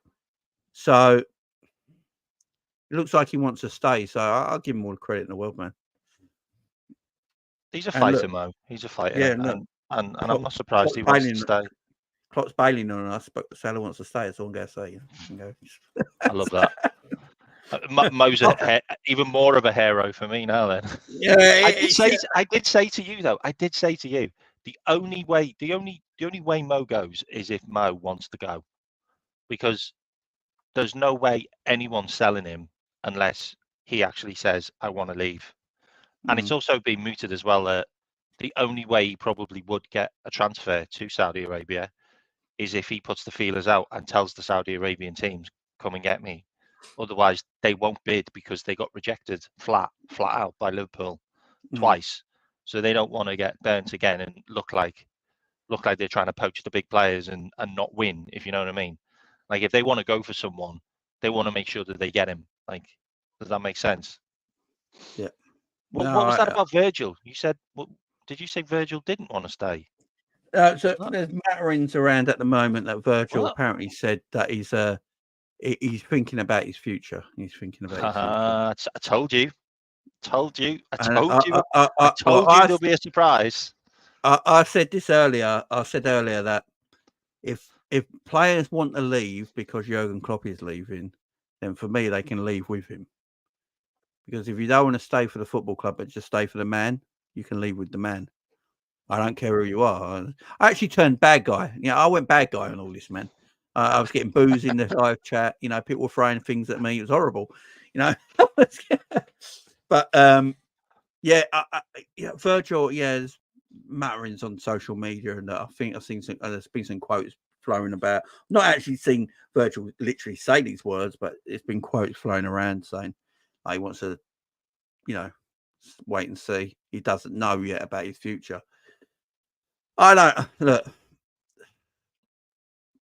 Virgil, as I said earlier, the final assistant to Arne Slot is actually the assistant in the national Dutch team. Yeah. So Virgil would have a bit of knowledge to know what's coming because he knows the assistant already, so he probably knows a little bit about Arne Slot at the same time. Virgil's probably got in contact with the Dutch assistant, I would have thought. So I don't know about Virgil. Personally, I think all three sign. I think all three will sign new contracts. I think people might be shocked. I think Trent will definitely sign. I don't think that's He's the one. He's the one that, for me, which I don't know, mate.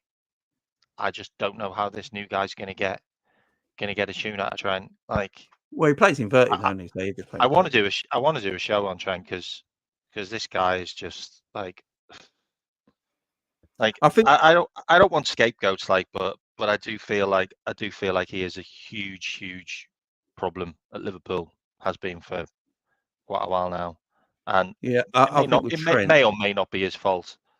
But I think it's a system thing with Trent. So yeah, I think so. With Arne Slot, he plays the false, inverted right back, but he plays it completely differently. So it's more systematic because his left back becomes a proper centre back. So the left back. What going to do then? That's not Robbo.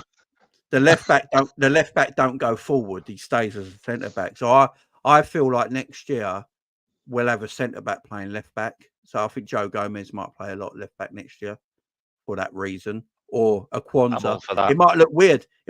Gerald Kwanzaa might start at left back next year, but he's not really a left back because the way we will play, he'll become like a third centre back sort of thing. And the way he plays the inverted right back is different because he has two. He plays with a double pivot, only in the number 10. Yep. So his inverted fullback can't just go wherever he fucking well wants. it'd be completely more structured differently. Trent said it himself. I don't play inverted. I've got a free role. That's just nuts. I'm sorry. Like he said it himself, man. Like, I mean, I think I wrote a load of stuff in the chat to you recently, but the guy plays for Liverpool FC in a functional system in the Premier League. He's not some maverick that plays for Barcelona or Real Madrid who can just do what the fuck he wants. Like, you just can't do that. Like, he is the Achilles heel to our system, has been for the last 2 years. I just don't care what anyone says. Like, it's there. Like, he's created less chances. He's got less assists. He's got more errors to goals. His passing's decreased, as in his percentage to passing. He wastes more long balls than he's ever done before. The whole him being able to do free roll has not helped him at all for me. Like, he may have helped him for England because now he gets played in midfield.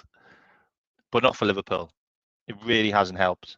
And he just gets picked out all the time now. Like, people just pick him out constantly. Like, any tactic another team has is literally just go up where the space that Trent leaves behind is. Just do that. Like, and you're guaranteed to get something from Liverpool. You're guaranteed to get a mistake from Canate, a mistake from Trent, a mistake from one of the midfielders, or you'll just have space to go into. Just do that constantly. That's literally the tactic. Do you not feel that whoever plays centre back always makes a mistake when Trent inverts? Yeah.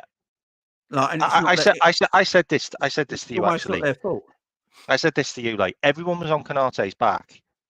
I don't think there is a right-sided centre back in the world that can do a job at Liverpool when Trent plays inverted. I don't think there's one that can do it.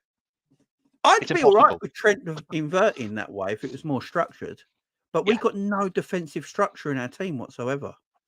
When we had Gomez as left back, we looked solid because Gomez naturally fitted into a centre back role, and he also didn't do this mad stuff that Robbo does, where he just runs off and just leaves everything behind, and you're like, Robbo, you haven't even got the ball. Like, the guy on the right hand side's got the ball. Why are you up the other end of the pitch in the penalty area? When he presses the ball, that's 20 yards away. It's like, what are you doing? Mate. Stay in your line. Hendo used to do that the last year he was with us. Yeah, just trying to prove something to the manager, ain't it? To show that you still got it. That's what it is. Yeah. You're trying to prove something still when you don't need to.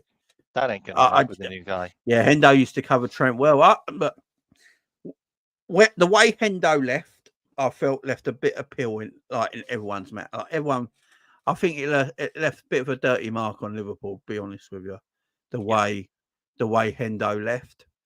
But I will say, I actually think we've missed Hendo in midfield. I'm going to say it right now. There you go. Everyone come at me. I think we've. I think you realise how good someone is when they left.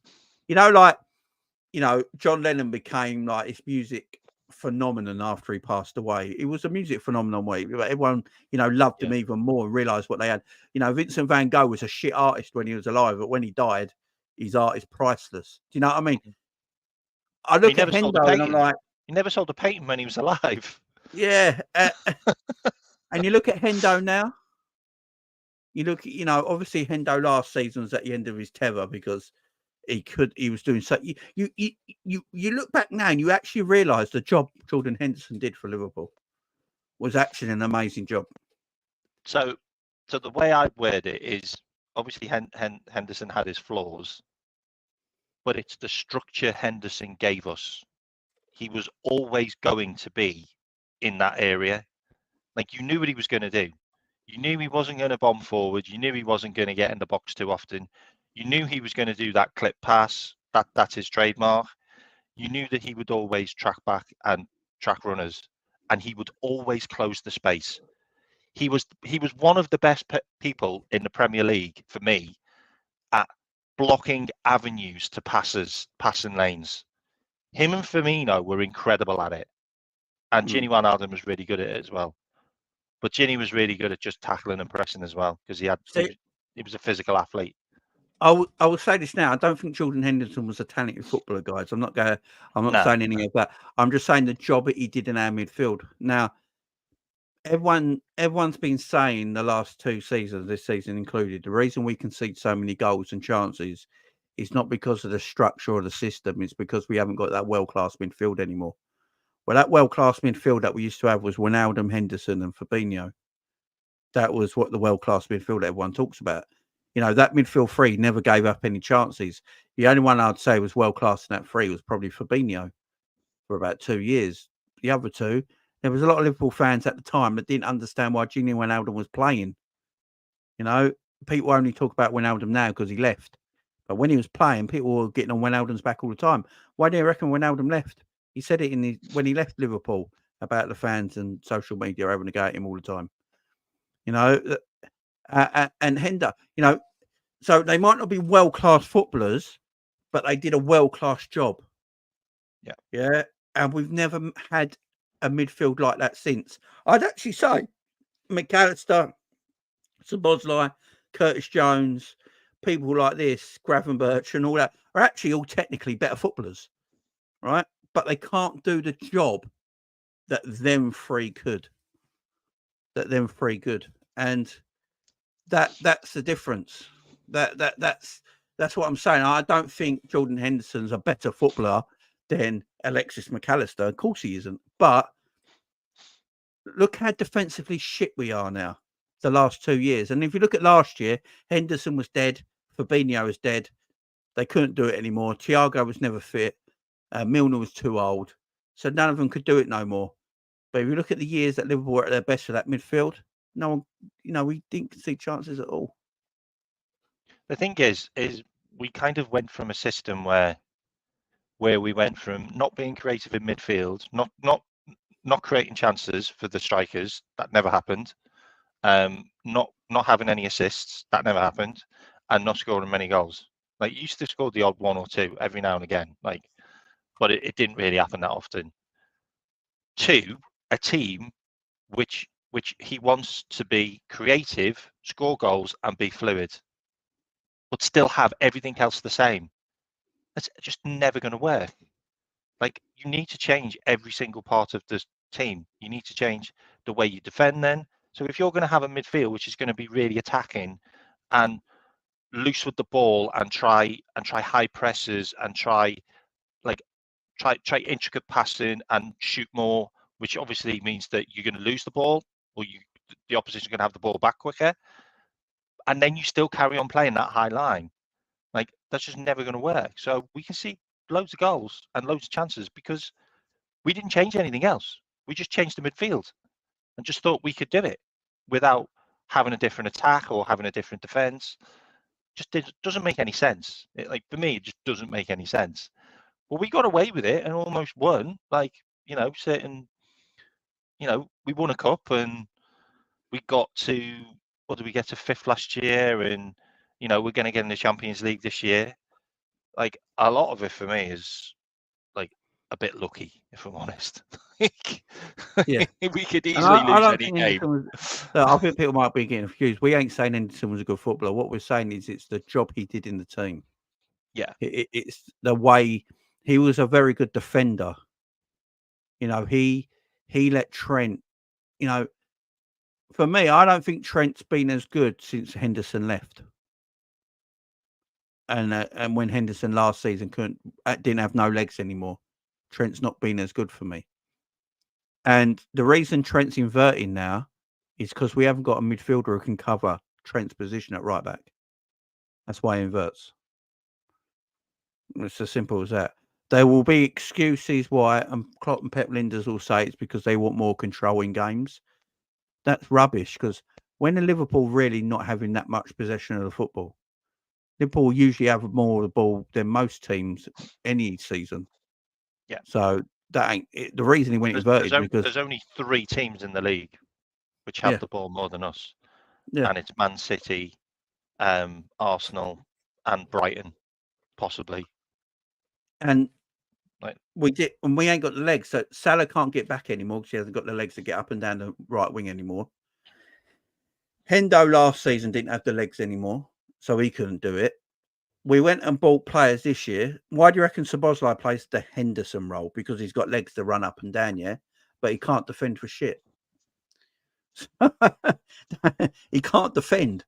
He can't defend. He can run up and down. His running ability, box to box, I believe, is the highest for Liverpool. Yeah. He does that all day, man. No problem. But he can't defend. He's never had to. He's never had to. Yeah. So that's not his job. A lot of people are playing positions that don't really suit him at the moment.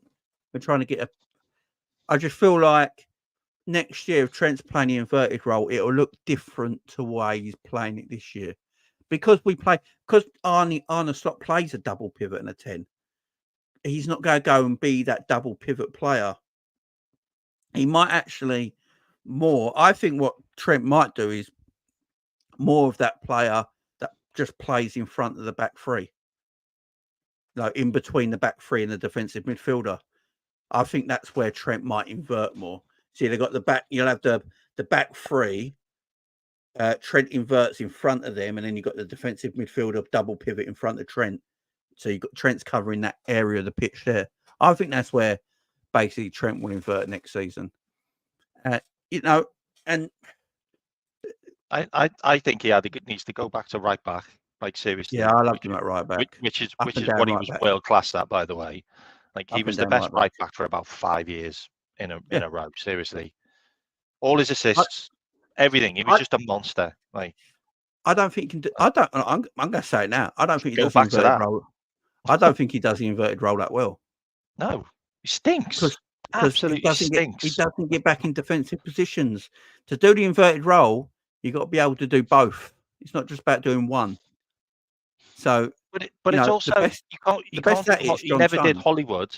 Like he never did Hollywood passing from that right back role because no, never. He did those curled crosses or those whipped crosses, which we scored so many goals from.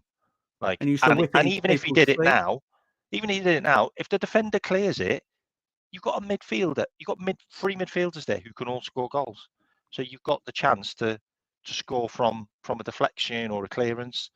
Like we just don't use it. Like we just don't use what got us so much joy, which is him on the right, just playing a ball in, whipping the ball in. He was unbelievable at it, mate. And now he's doing this Hollywood stuff, which is just like the Hollywood passing's got to stop. 1 in 10. I know he can do it, but I'm with you. We inverted much better at the back end of last season. Not like how we've done it this season. Agreed, but it was the midfield last season. Yep. This is what I'm saying. That's not a coincidence. That's what I'm trying to say. Like, and that was Fab. That was Fab on his last legs. Yeah, it was Fab and Stefan. It was Fab and Stefan, weren't it? And if we all remember rightly, Fabinho actually started to look a little better when Stefan came into the team and Curtis Jones came into the team at the end of last season. So Stefan came in, Fab came in, and Stefan came in towards the end of the season. Curtis came in, sorry. Do you remember that Southampton game where he almost got sent off about 3 times? Yeah, I love Stefan. He's going to be. I think Stefan's got a big future next year. I meant Fab. Oh, Fab, yeah. Fab. Oh my God! When he came on the sub and almost he did 3 red card fouls in 5 minutes. It was hilarious. Where he's like that, trying to grab the guy from Fab was shot, wasn't he? Fab was shot. Oh my God! Fab was shot. Dead. But look, Trent said it himself. He don't play inverted. He plays a free role. Yep. Do you know how mad that is? It's mental. It's just, I still, it makes me angry. Like, did you see Trent defending for a second goal? Oh my God! I heard it on the radio, and it sounded horrendous. Yeah, it was horrendous. It sounded horrendous. I haven't seen it, but I heard the commentator literally saying, Virgil van Dijk's lost his, like Virgil van Dijk at half time was arguing with Trent as they were leaving the pitch over that. Like that's how bad it was. And he was also at fault for the second goal as well, by the looks of it. What I've heard. Anyway. You know how I feel. Like he just needs to go back to basics, which is what he's world class at. Oh, I said it the other day. And everyone in the agreed. I asked 25. 25, he can still do it. I asked everyone, man. Has Trent been better? Has Trent been better as a footballer at inverted or the up and down right back? I think he's been terrible. I think he's a far better player up and down right back. 50-50, like in any game, like playing that way. Like stop it. Like stop putting him as a scapegoat. And I actually think he defends better as an up and down right back. I think he defends better when he's an up and down right back than he does when he inverts. Because as soon as he goes into that midfield area, and because he's got a free role, as he likes to put it, he can drift anywhere. And because he can drift anywhere, he's not clocked on enough to get back into his right back position. So when he was an up and down right back, the old fashioned Trent, putting him, it wasn't just his crosses as well. It's the passes to feet he used to do from wide positions, unmarked. Salah thrived off it, by the way. Salah thrived off it. Oh yeah, did you? It really helped Salah. Right. I mean, okay. So I mean, he had some bad games as the right back, but those players, they were world class players. The big Trent, like the players that did Trent back in the day when he played that right back and he was world class.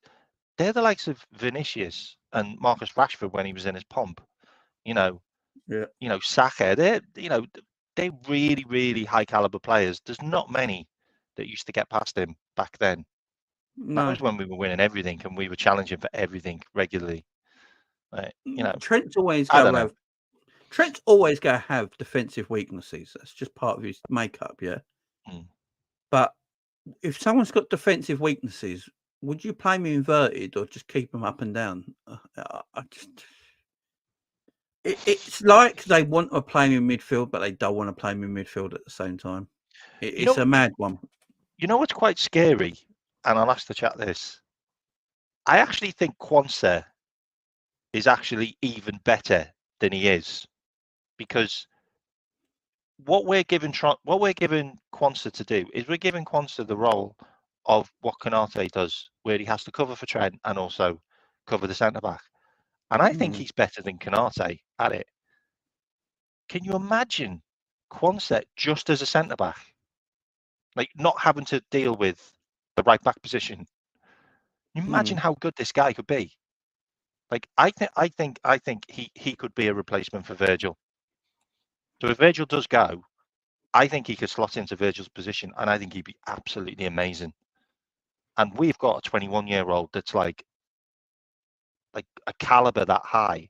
Like I mean, that's mind blowing. Like, and I also think Konate, not given that responsibility of having to cover the right back role, I think he could be unbelievable as well. Like, I just think he's been hung out to dry quite a lot, to be honest. You wonder why most of his injuries are like muscle and hamstrings, and it's because he's having to cover so much ground. Like, and he's been caught a few times. I'll give you that, but he even said that he had to double up. Like, maybe that's a play on words. Like, this season, I've got to double up this season. Maybe he's saying like, well, I've got to do 2 jobs. Yeah, As he has been. The defensive structure in our team is, it's terrible, man. We need obviously get a younger, stronger DM in. We need 2 centre backs for me. The guy who was at the West Ham game, I can't pronounce his name, the final player. He's a defender, ain't he? So apparently Liverpool are looking at him, but he's like he could play like left back and centre back.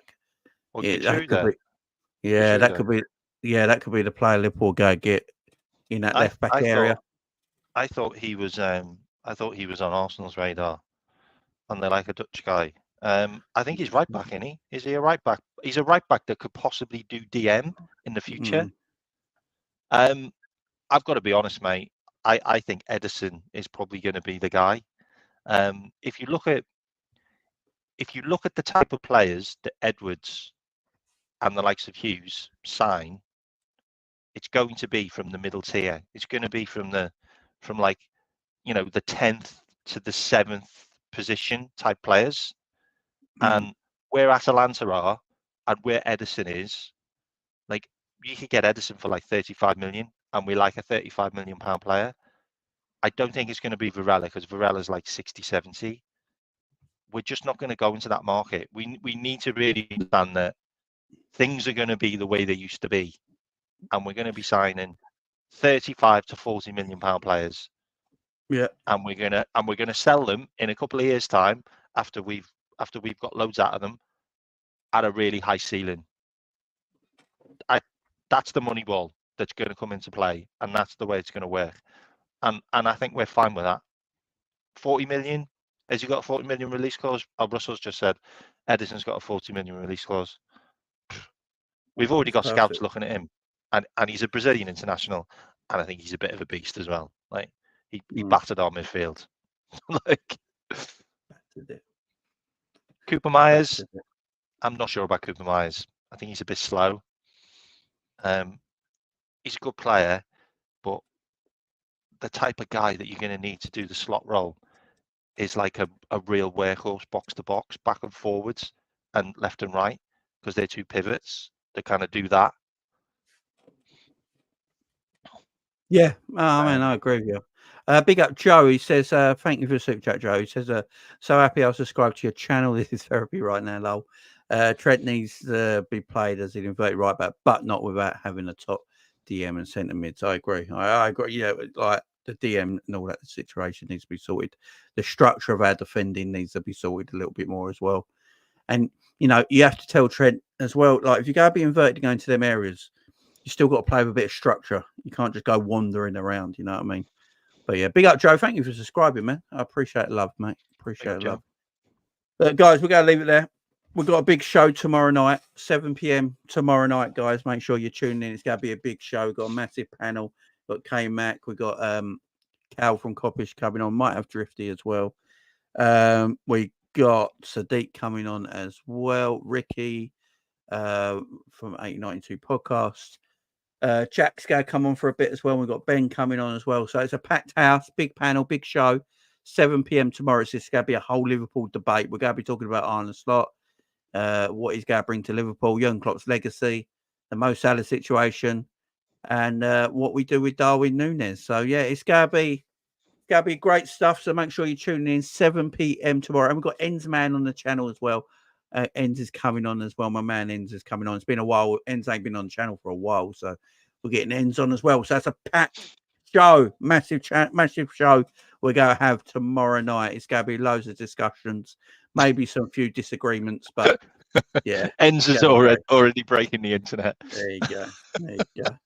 He's going to be late tomorrow, man. He's going to be late tomorrow. So guys, we will see you at 7 p.m. tomorrow night. Enjoy the rest of your evening. Goodbye for now. Bye-bye.